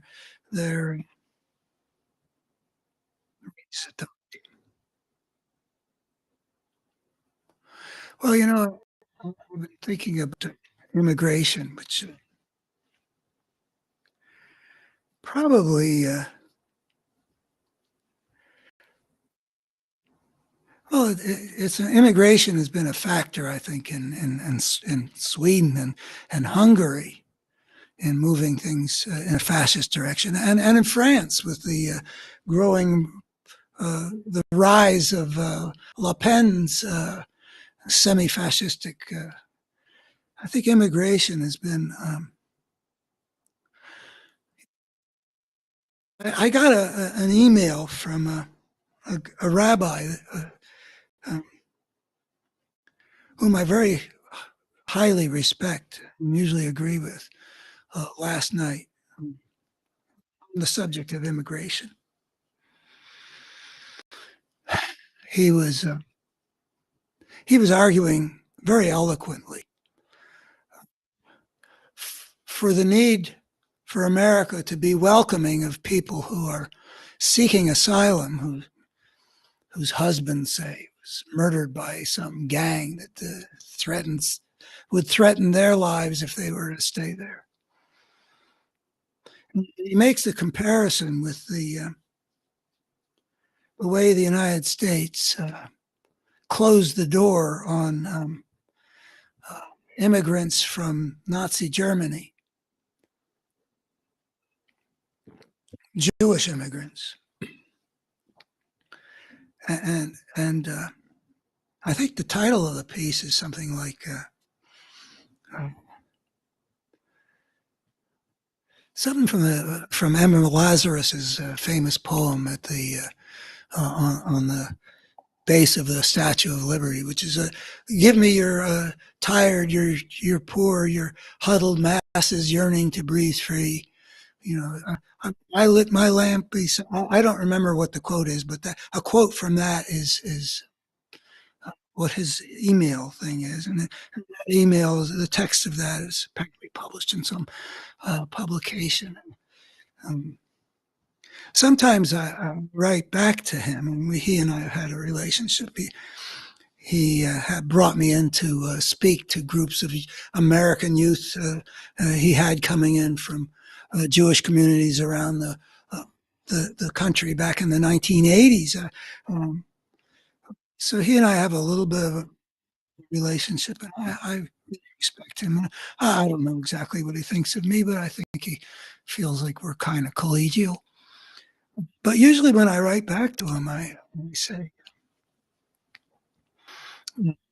I build on what he said and share a little bit of what I've got to offer in a similar vein. But this one, I haven't decided, because if I did, it would be to say yes, but. Yes, I mean, I share his sense that it is a beautiful thing for human beings to open their hearts to protect other people who are terrible peril. And we do have, I guess there's some international thing about, asylum seekers, and we're party to it. And so we're, in a sense, if we are not welcoming of a flood of such migrants. Turning people away, I gather, is in violation of something or other. And I gather also that the deal that's being worked out that may or may not go anywhere. Apparently, Trump wants the issue rather than have the issue addressed. This deal apparently gives the Republicans stuff they've long wanted without their having to give the Democrats much that the Democrats have wanted. Whether it's a good thing or not, I don't know. It's apparently tied to Ukraine aid, and that is very important. But it's a shame to have to give in to the right. I'm not in a position to judge it. I find that I'm rooting for them to get a deal, and I expect that we won't get a deal because Trump wants to demagogue the issue. Oh man, what a monster of a human being this guy is. How is it that such a man is the one that gets a cult formed around him? That question also points to a mystery. I mean, if I was going to be a member of, going to worship somebody, he's the last one I'd worship. People are, there are mysteries, let's just say.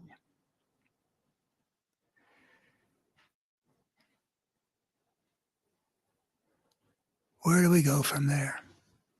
So we have the zeitgeist and the mystery of what it is that's happening in the world that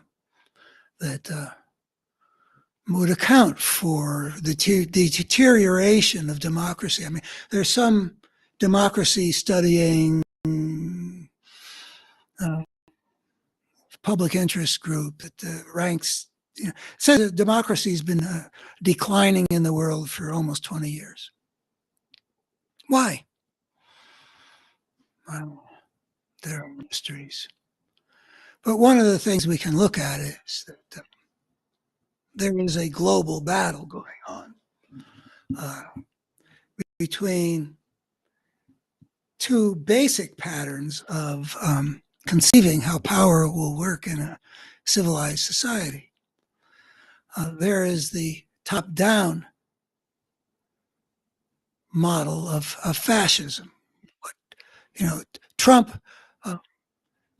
Trump says he will weaponize American law enforcement in the executive branch to go after his enemies.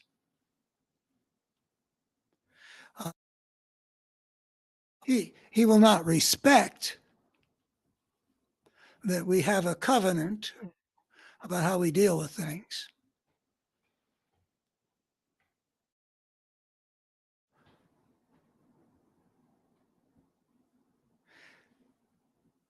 He will turn the government from being any kind of instrument of the people into just being his own instrument. And that's the opposite of the bottom up. So democracy is the bottom up, and it has been losing ground to fascism.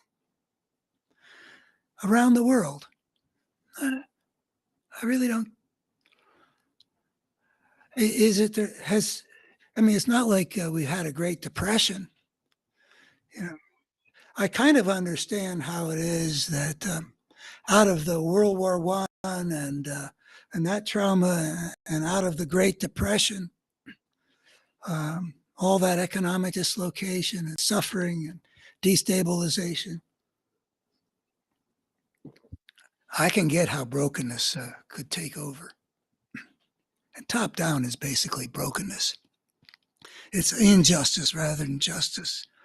It's selfishness rather than love thy neighbor as thyself. It's cruelty rather than kindness.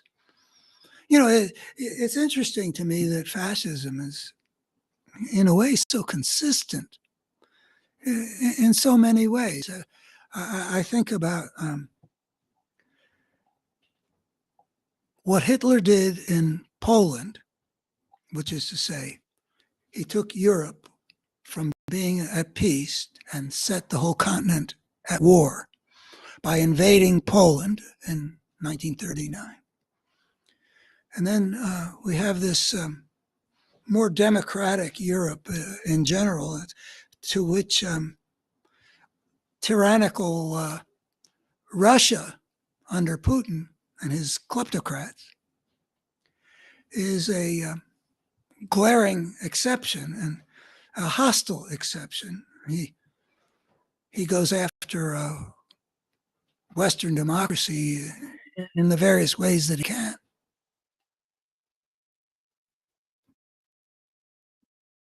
Helping support Le Pen in France and a whole variety of things where he's basically engaged in a struggle to bring Western democracy down at least a couple pegs, make it less functional.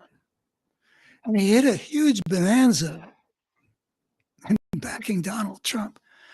I don't know whether he made Trump president. I think it's possible that if you sort of took Russia out of the picture, Trump would have still lost the election.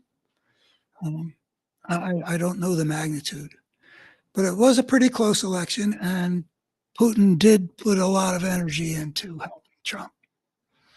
And then getting Trump to be president of the United States, what a return on investment. Boy, it's like buying Apple stock at 10 cents or something like that.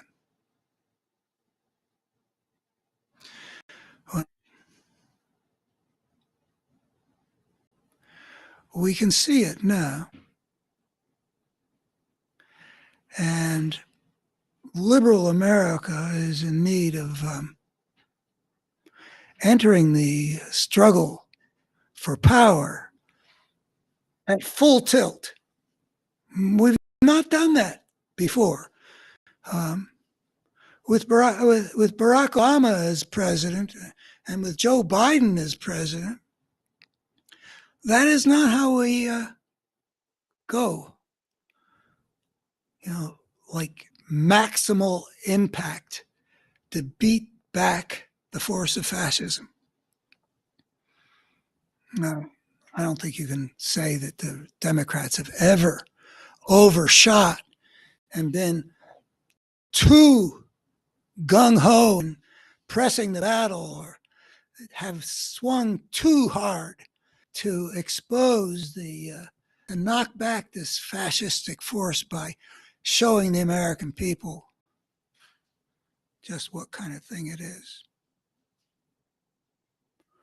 So that's the characteristic error of American liberalism, and I hope that we will really seriously look for what is the most impactful thing we can do if we're determined to defeat this force of fascism in the upcoming election.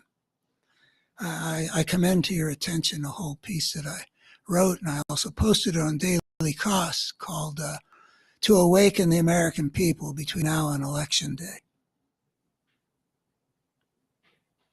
And I'm looking for a whole campaign.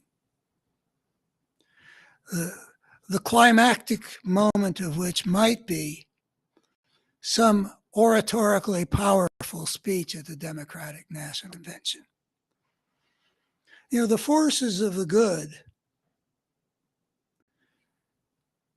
really can't just leave any piece of the field to the forces of evil.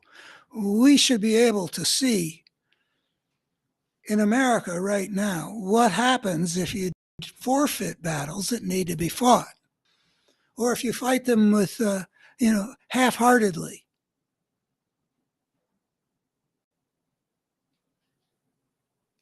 That's in a way where the idea that there's such a thing as a force of evil comes in. I think that I can show in a couple of ways that what the Republican Party has become, and also that coherent force moving a pattern of brokenness through the human world, through the generations and millennia. I think I can show that there is such a thing as a coherent force that consistently spreads a pattern of brokenness. That actually there is something at work in the human world that's reasonable. In fact, I think quite appropriate to consider a force of evil. It's the thing that would destroy us as a species if we end up having a nuclear holocaust.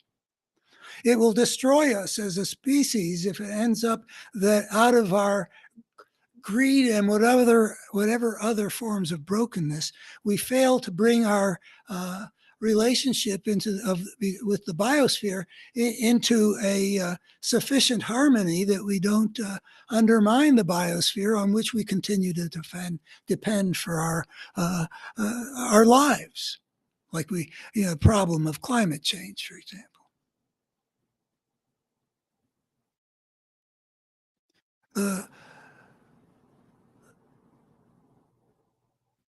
Another reason why the liberal world has not been so great at seeing what we're up against. There's not having a space for conceiving of such a thing as you might call a force of evil or a destructive force or whatever. You don't see what you don't imagine could exist. But in addition to that, there's an attitude about value itself in the secular human world that's really impeded the ability of liberal America both to see what's taken over the right, because value is central to understanding appropriately what that thing is, but also in terms of granting the reality of such a thing as value. Now, I did a lot of radio in the 1990s, and some of it was out here with the conservatives of the Shenandoah Valley. And there wasn't ever any problem of getting them to take seriously the idea that there's value. I mean, God said it, I believe it, and that settles it. And a lot of the things that God said, were just drenched in values. But in liberal America, I would also appear sometimes on, like Wisconsin Public Radio or other public radio stations or other liberal audiences, and have conversations with callers. And I think I can say that a major component of the secular worldview believes that values are really a social construct, or they're a matter of opinion. They're based on just judgments that are merely subjective, have no fundamental basis in a reality. I've taught now and then.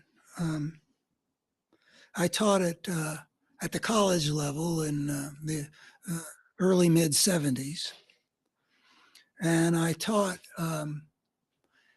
at the level of an outstanding independent high school with highly selective student body. And I've encountered people saying to me in both eras something along the lines of, what the Nazis did at Auschwitz isn't what I would have done, but it seemed right to them, and so it was right for them. If that's the way you see value,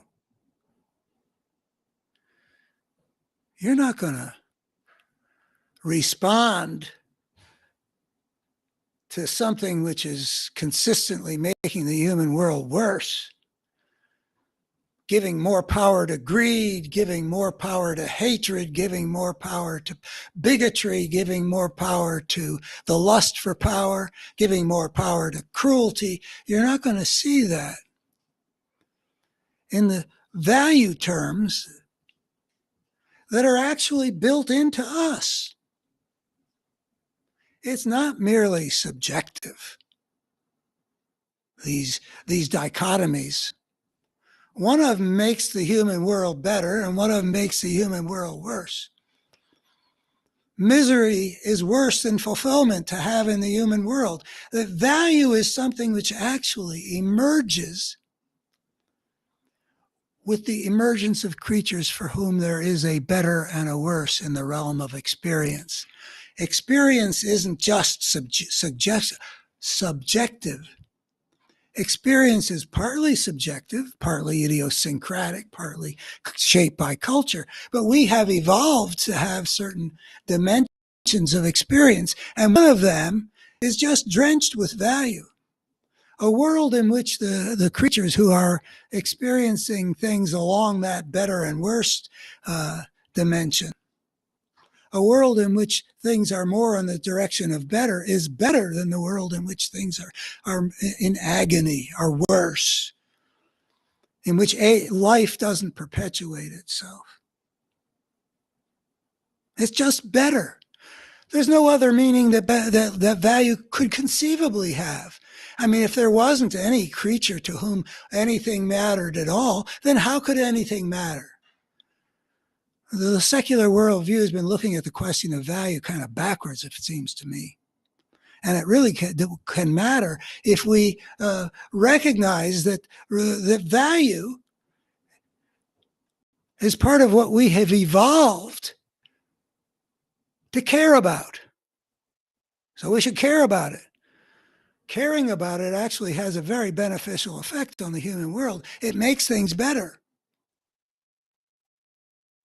It's not to be given second-rate status as, well, it was white. If murdering a whole people on the basis of lies and falsehood was right for them, well, that aspect of the secular worldview is really got to be evolve into something else. I remember doing a radio show on Wisconsin Public Radio. I forget the name of the host. It was an Italian name, and she was very good. Anyway, when I did radio shows, either my own, or as a guest, I always framed a question to discuss. I mean, that's what I'm not doing here. I mean, this is a new venture into just letting things unfold without there being a frame that, shapes the whole conversation. The hope this time is that the listener will see these bits and pieces and say, well, if the guy actually has put all these things together into a coherent picture of the human situation, I might want to see just how they come together. Because if you want to see how they actually come together, and when it's got to do with the various set pieces being systematically developed, that takes the time. Whereas this is just a single conversation in which I let my mind just roll, and inevitably bump into a whole bunch of things. Anyway, on Wisconsin Public Radio, I did a radio show that has to do with the question of judgment. And I'm running out of water. The young men who are advising me about how to use YouTube have told me that I can do things like get up and get a glass of water. I just don't know how to be quite that informal.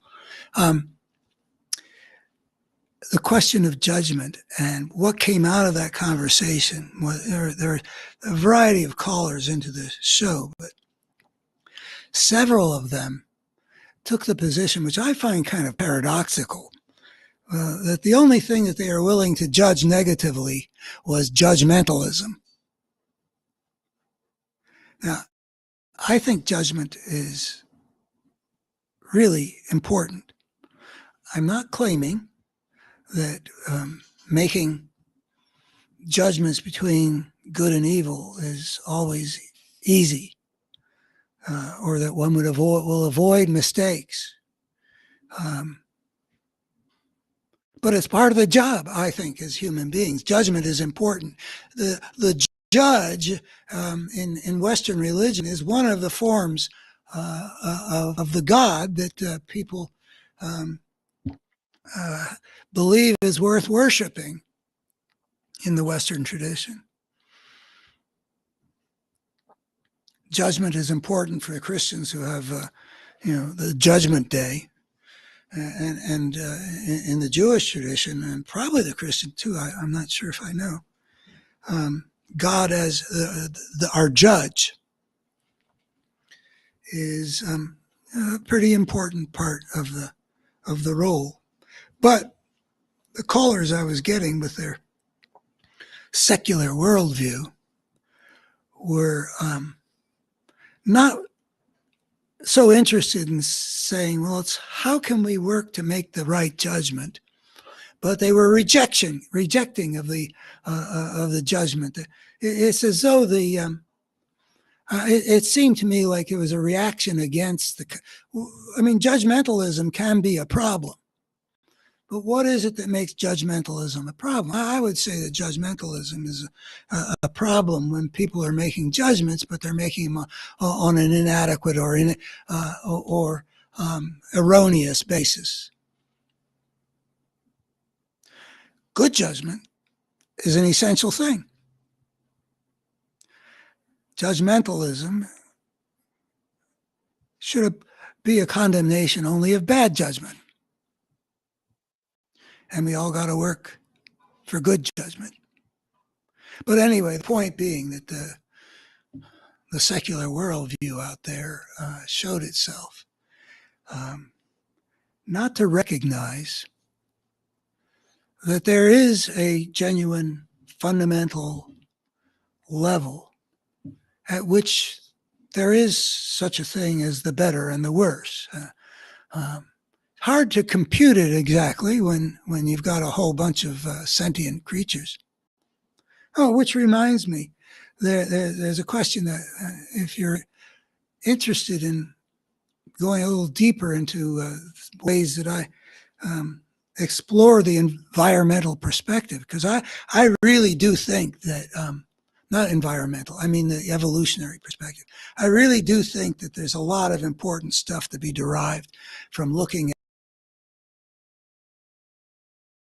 perspective, which is that we emerged from a system and then departed from a biologically evolved order and all the implications of that, including the rise of evil, including there being at the center of the human drama, inevitably, of any civilization creating creatures drama, at the center of the drama, the battle between two coherent forces, one of which is good and one of which, meaning it's working to make the human world better, like trying to encourage people to do the right thing, like do unto others, etc.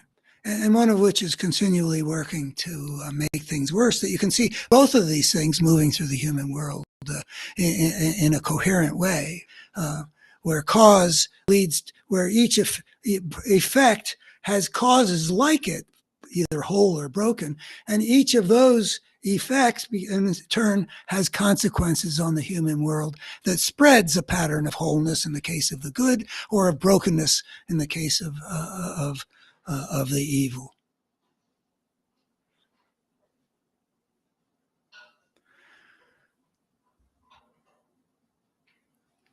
They evolved in us what I call experiential tendencies. The fact that they're in there, they may not be fully defined. I mean, culture plays a role after we're born and all that stuff, and individual experience. But we do have something in common as human beings that are certain experientials. Uh, and I've explored a bunch of them. You can find them on my website, abetterhumanstory.org, down where I talk about um, the life-serving nature of our inborn experiential tendencies. One of them having to do with better and worse. They are within us because they helped motivate our ancestors to do things that actually gave them advantages. That's why we became more that way. They were selected for because they helped those who had those tendencies to do a better job of getting their DNA into the future than those who did not, which means that in their distant ancestors, us, will have these experiential tendencies. And that's not just true of human beings. You know, experiential tendencies that feed into motivation are found. I mean, I don't know how far down you can go, but my cats loved when I'm ready to feed them because they take a lot of pleasure in getting their food, and you know that motivation to eat is an experiential tendency that helped their ancestors to survive.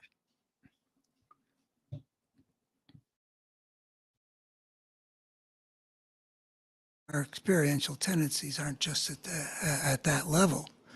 Um, uh, I think you could make a pretty compelling case that they're born such that, barring things to make us more broken, we would naturally prefer a world at peace to a world at war. And would naturally prefer to live in a world in which there was goodwill, to which one in which there was enmity. Would naturally prefer a world in which people are being treated fairly and feel treated fairly, and so on. You could make a long list of these choices that I think that the overwhelming majority of people would choose, unless in their development something makes them more broken. I think even in the broken world we've got now, people would say that those are the things they choose. Do you really disagree? I don't know. I think that people would choose those things,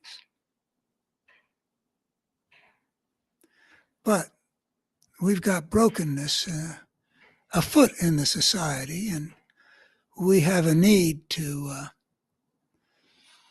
fight the force of brokenness that inevitably gets unleashed if a creature steps into that situation, which is going to mean a war of all against all. And that force comes translates basically into moral passions. There's a part of us that things like Star Wars and Avalon and Lord of the Rings become blockbusters because they work on this part of us about the battle between good and evil and how we feel about the different things. I mean, we have a regard for Obi-Wan Kenobi that we don't have for the Emperor. One's a beautiful human being and one is ugly. One of the experiential tendencies I like to think about is why is it why have we evolved to get pleasure from beauty? And I have an op-ed piece you can look for, and it's stored on that portal on my Better Human Story website too. But I'm not sure I've really got the answer here. But the fact that it's there, I think, is indisputable. I mean, the fact that we do get pleasure from beauty, I think, is indisputable. I'll be right back. I am going to avail myself, but this will only take 15 seconds.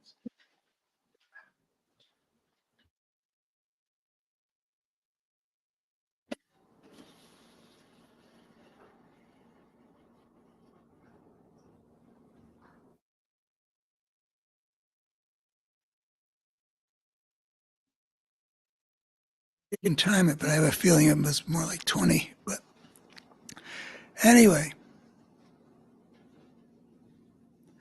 where was I? That's foolish. I apologize for that. Oh, the sense of beauty. In my op-ed, I began with the thought that the sense of beauty may have a major source in sexual attractiveness. I know that for me, I'm sensitive to beauty of a variety of sorts. A beautiful landscape, a beautiful tree, a beautiful piece of music. I've been very responsive to it.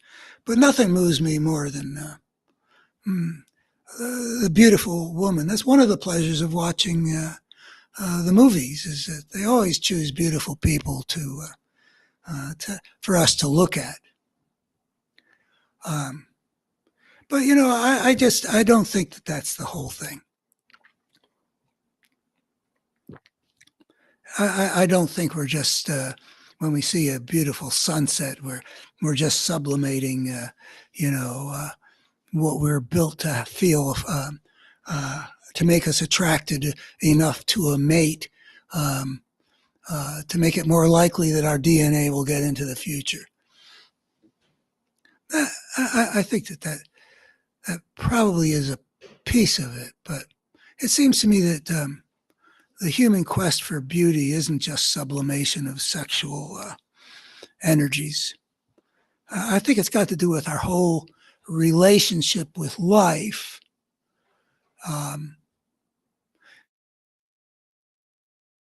We take a great pleasure in finding beauty and making beauty and saving beauty, and creatures who are getting that kind of pleasure in life are probably going to be in better shape to do other things that help them survive. I don't know, maybe that's being far-fetched. But there's another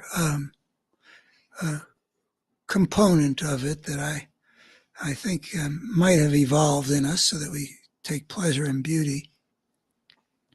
Beauty is a kind of an ideal. It's like a visual beauty is the elements are arranged in a very pleasing way. A piece of music by Bach or Mozart, arranging the notes and the rhythms and the sounds, and with the design of being just the way they should be. No majesty, just the right number of notes, from the movie Amadeus. Things being just right, well ordered. I think of the catch that Willie Mays made in the 1954 World Series on that long fly ball hit by Vic Wertz over the shoulder and then wheeling and throwing back. It's probably a catch that more people would name as beautiful catch than any other, because they keep on showing the video. What do we mean by a beautiful catch? How is a beautiful catch anything like a beautiful face or a beautiful painting? I think it's stuff well ordered. That catch is an outfielder playing his position in an outstanding way. Beautiful catch. As a kid, there was nothing in athletics that I strove for more joyfully than a beautiful catch, football or baseball. Anyway, I think that something well ordered, maybe would evolution have had a chance to put that in us because that was adaptive for a creature that had embarked on the path of culture. to take? Would it be? I mean, the more cultural human beings get, the more range of choice that we have. We can go this way or we can go that way. The further away from human culture you get in the animal world, the less range you get. Or maybe you don't have to go far or whatever. I mean, there's a variety that being cultural makes for hunting-gathering societies that I don't think you would find in the chimpanzees and bonobos. I wouldn't be surprised if the different little societies had their own spirit and such things as that, but not nearly the variety. I think human beings, well, for sure we know that with civilization we began having, like, the range of possibilities becomes, extraordinarily broad. But I think even before that, the extent to which we become cultural and we develop these brains that can absorb and be governed by what we have internalized from our culture, it becomes ever more important that we be motivated to make things the way they should be, the ideal, well ordered, the things that maybe are what it is that we're experiencing when we find something beautiful. In other words, maybe this pleasure is something that it's adaptive to put into a creature that's going to have to make a lot of decisions, some of which are down some very wrong roads. We shouldn't like ugliness. I remember there was an op-ed that I wrote about ugliness. In fact, I think it was the same one, because I found that I had, in talking about the Republican world, in the op-eds that I write and that I put out there, to what effect I don't know, in front of the people who are supporting this ugliness, I said that I had discovered that I had begun to use the word ugly more and more often in relation to what we see happening in our political realm, because of this force of brokenness that has so completely taken over the Republican Party, and that is threatening to take this land of the free with liberty and justice for all and recast us as the kind of fascistic political order that the United States has prided itself on fighting against. I mean, I know during the Cold War, we often made alliance with the fascistic forces in one Latin American country or another. But, as a former chair of the Joint Chiefs of Staff said to me once, he may be an SOB, but he's our SOB. And the United States was engaged in a Cold War.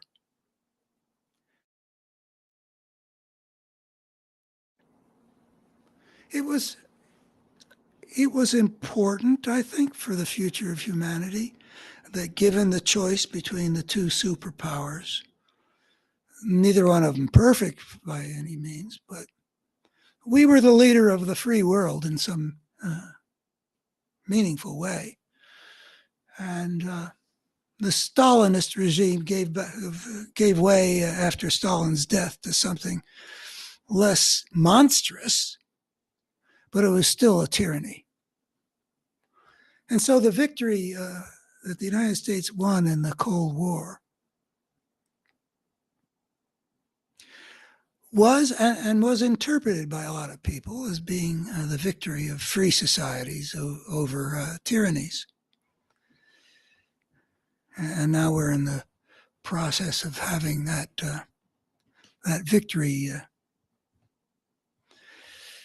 rolled back, reversed. I just sent off the op-ed I just sent off this morning for being my op-ed this week is titled, Will the Hard-Won American Victory in the Cold War Be Reversed? You know, the Cold War, a lot of people think of it in terms of communism versus capitalism. But I don't think that was really the heart of it. State-run economy was just one of the ways in which the tyranny was insisting on dominating the society. It dominated in other crucial ways. And the nightmare of Stalinism was still reverberating. It was an ugly system. Maybe not as bad as some Americans demonize it to be, but there is a reason why when the Berlin Wall went down, there was a lot of people moving across what had been the border between East Berlin and West Berlin. And they were all moving from East Berlin to West Berlin because the United States and its allies represented the democratic choice, whatever its corruptions in any given polity. We were the leader of the free world against something that was markedly less free.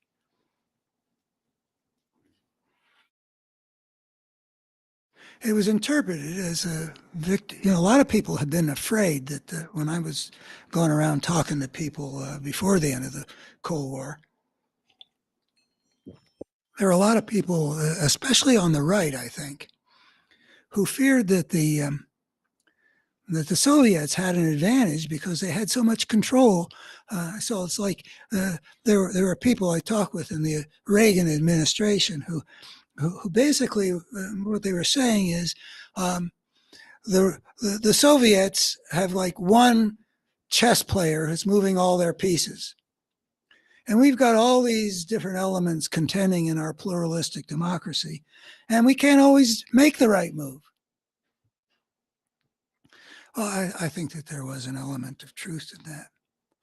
But nonetheless, it was the United States that won the Cold War with our allies, but mostly the United States. And it was the Soviet Union that lost it and then that fell apart.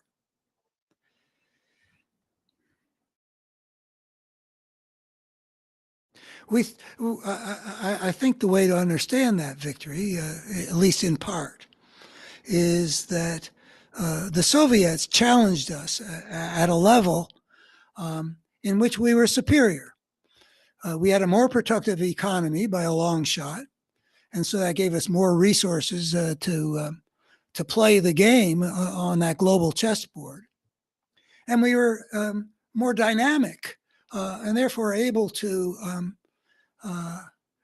outdo the Soviets in technological innovation.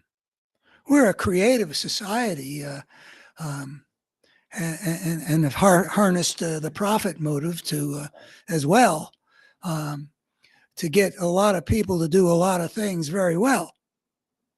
And the Soviets had a stagnant economy. They couldn't win the arms race against us. But we're at a moment now in our history where, in my piece, I'm putting an emphasis on Putin. I mean, we have a homegrown form of tyranny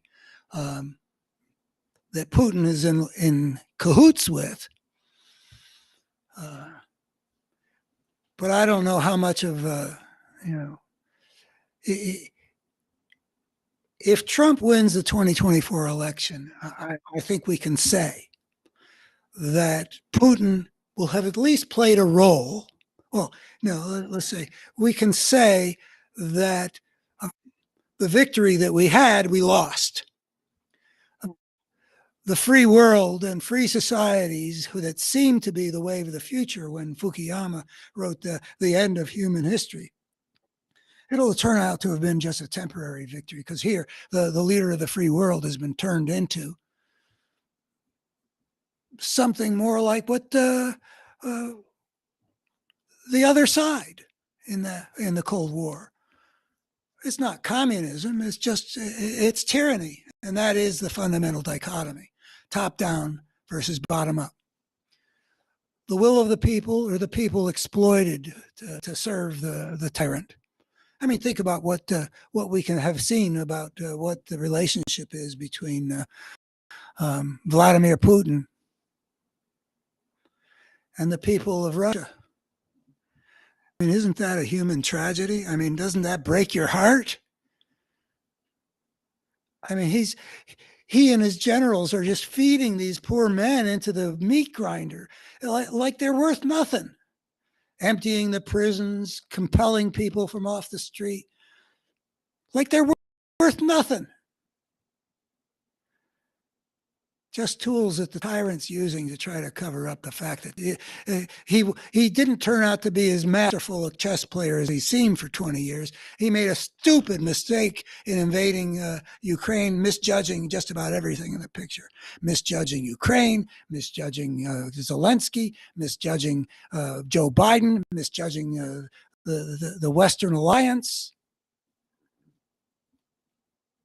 Wow. How many times can you misjudge something like that? But anyway,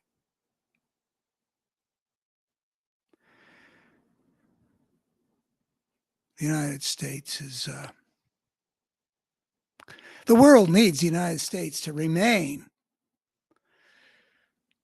the force for decency, such as the world has got. I mean, inadequate as we are, if you look at the ways in which the world has moved over the course of the last century, it's a better one than if we had allowed the communist Chinese regime to dictate the path, or the Soviet Union, or Putin, or the Iranian theocrats, in fact. There's a lot of ugliness in us, but there's a lot more in all those places.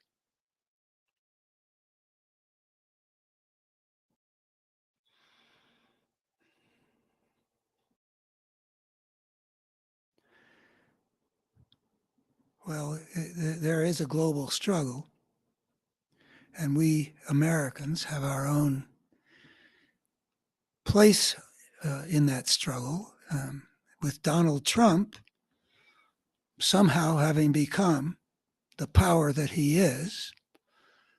I actually am very optimistic that the American people will reject him, but I think we ought to go all out to make sure that that happens. I would love to see a really powerful bunch of speeches at the Democratic National Convention, which give people a vision of their choices, not only democracy versus fascism, but also along the lines of values. Because there are a lot of ugly pictures that we can paint of what the Republican Party has come to represent, including the Dobbs decision. I don't know how much I would stress abortion per se, but I would stress the extent to which people don't want the government making decisions for them in their lives. I think Americans feel that way.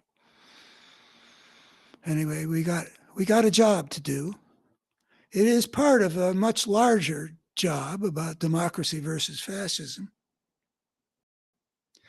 And it's part of an even bigger job about the forces of wholeness that grow out of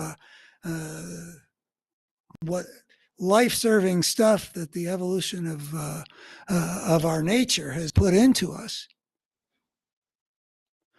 helping to tap into our moral passions and our spiritual passions, which is another experiential dimension, which is part of our nature demonstrably. And to recognize that they're there because it was advantageous for survival for them to be there, which means the messages we get from there are life-serving, or will at least tend to be life-serving.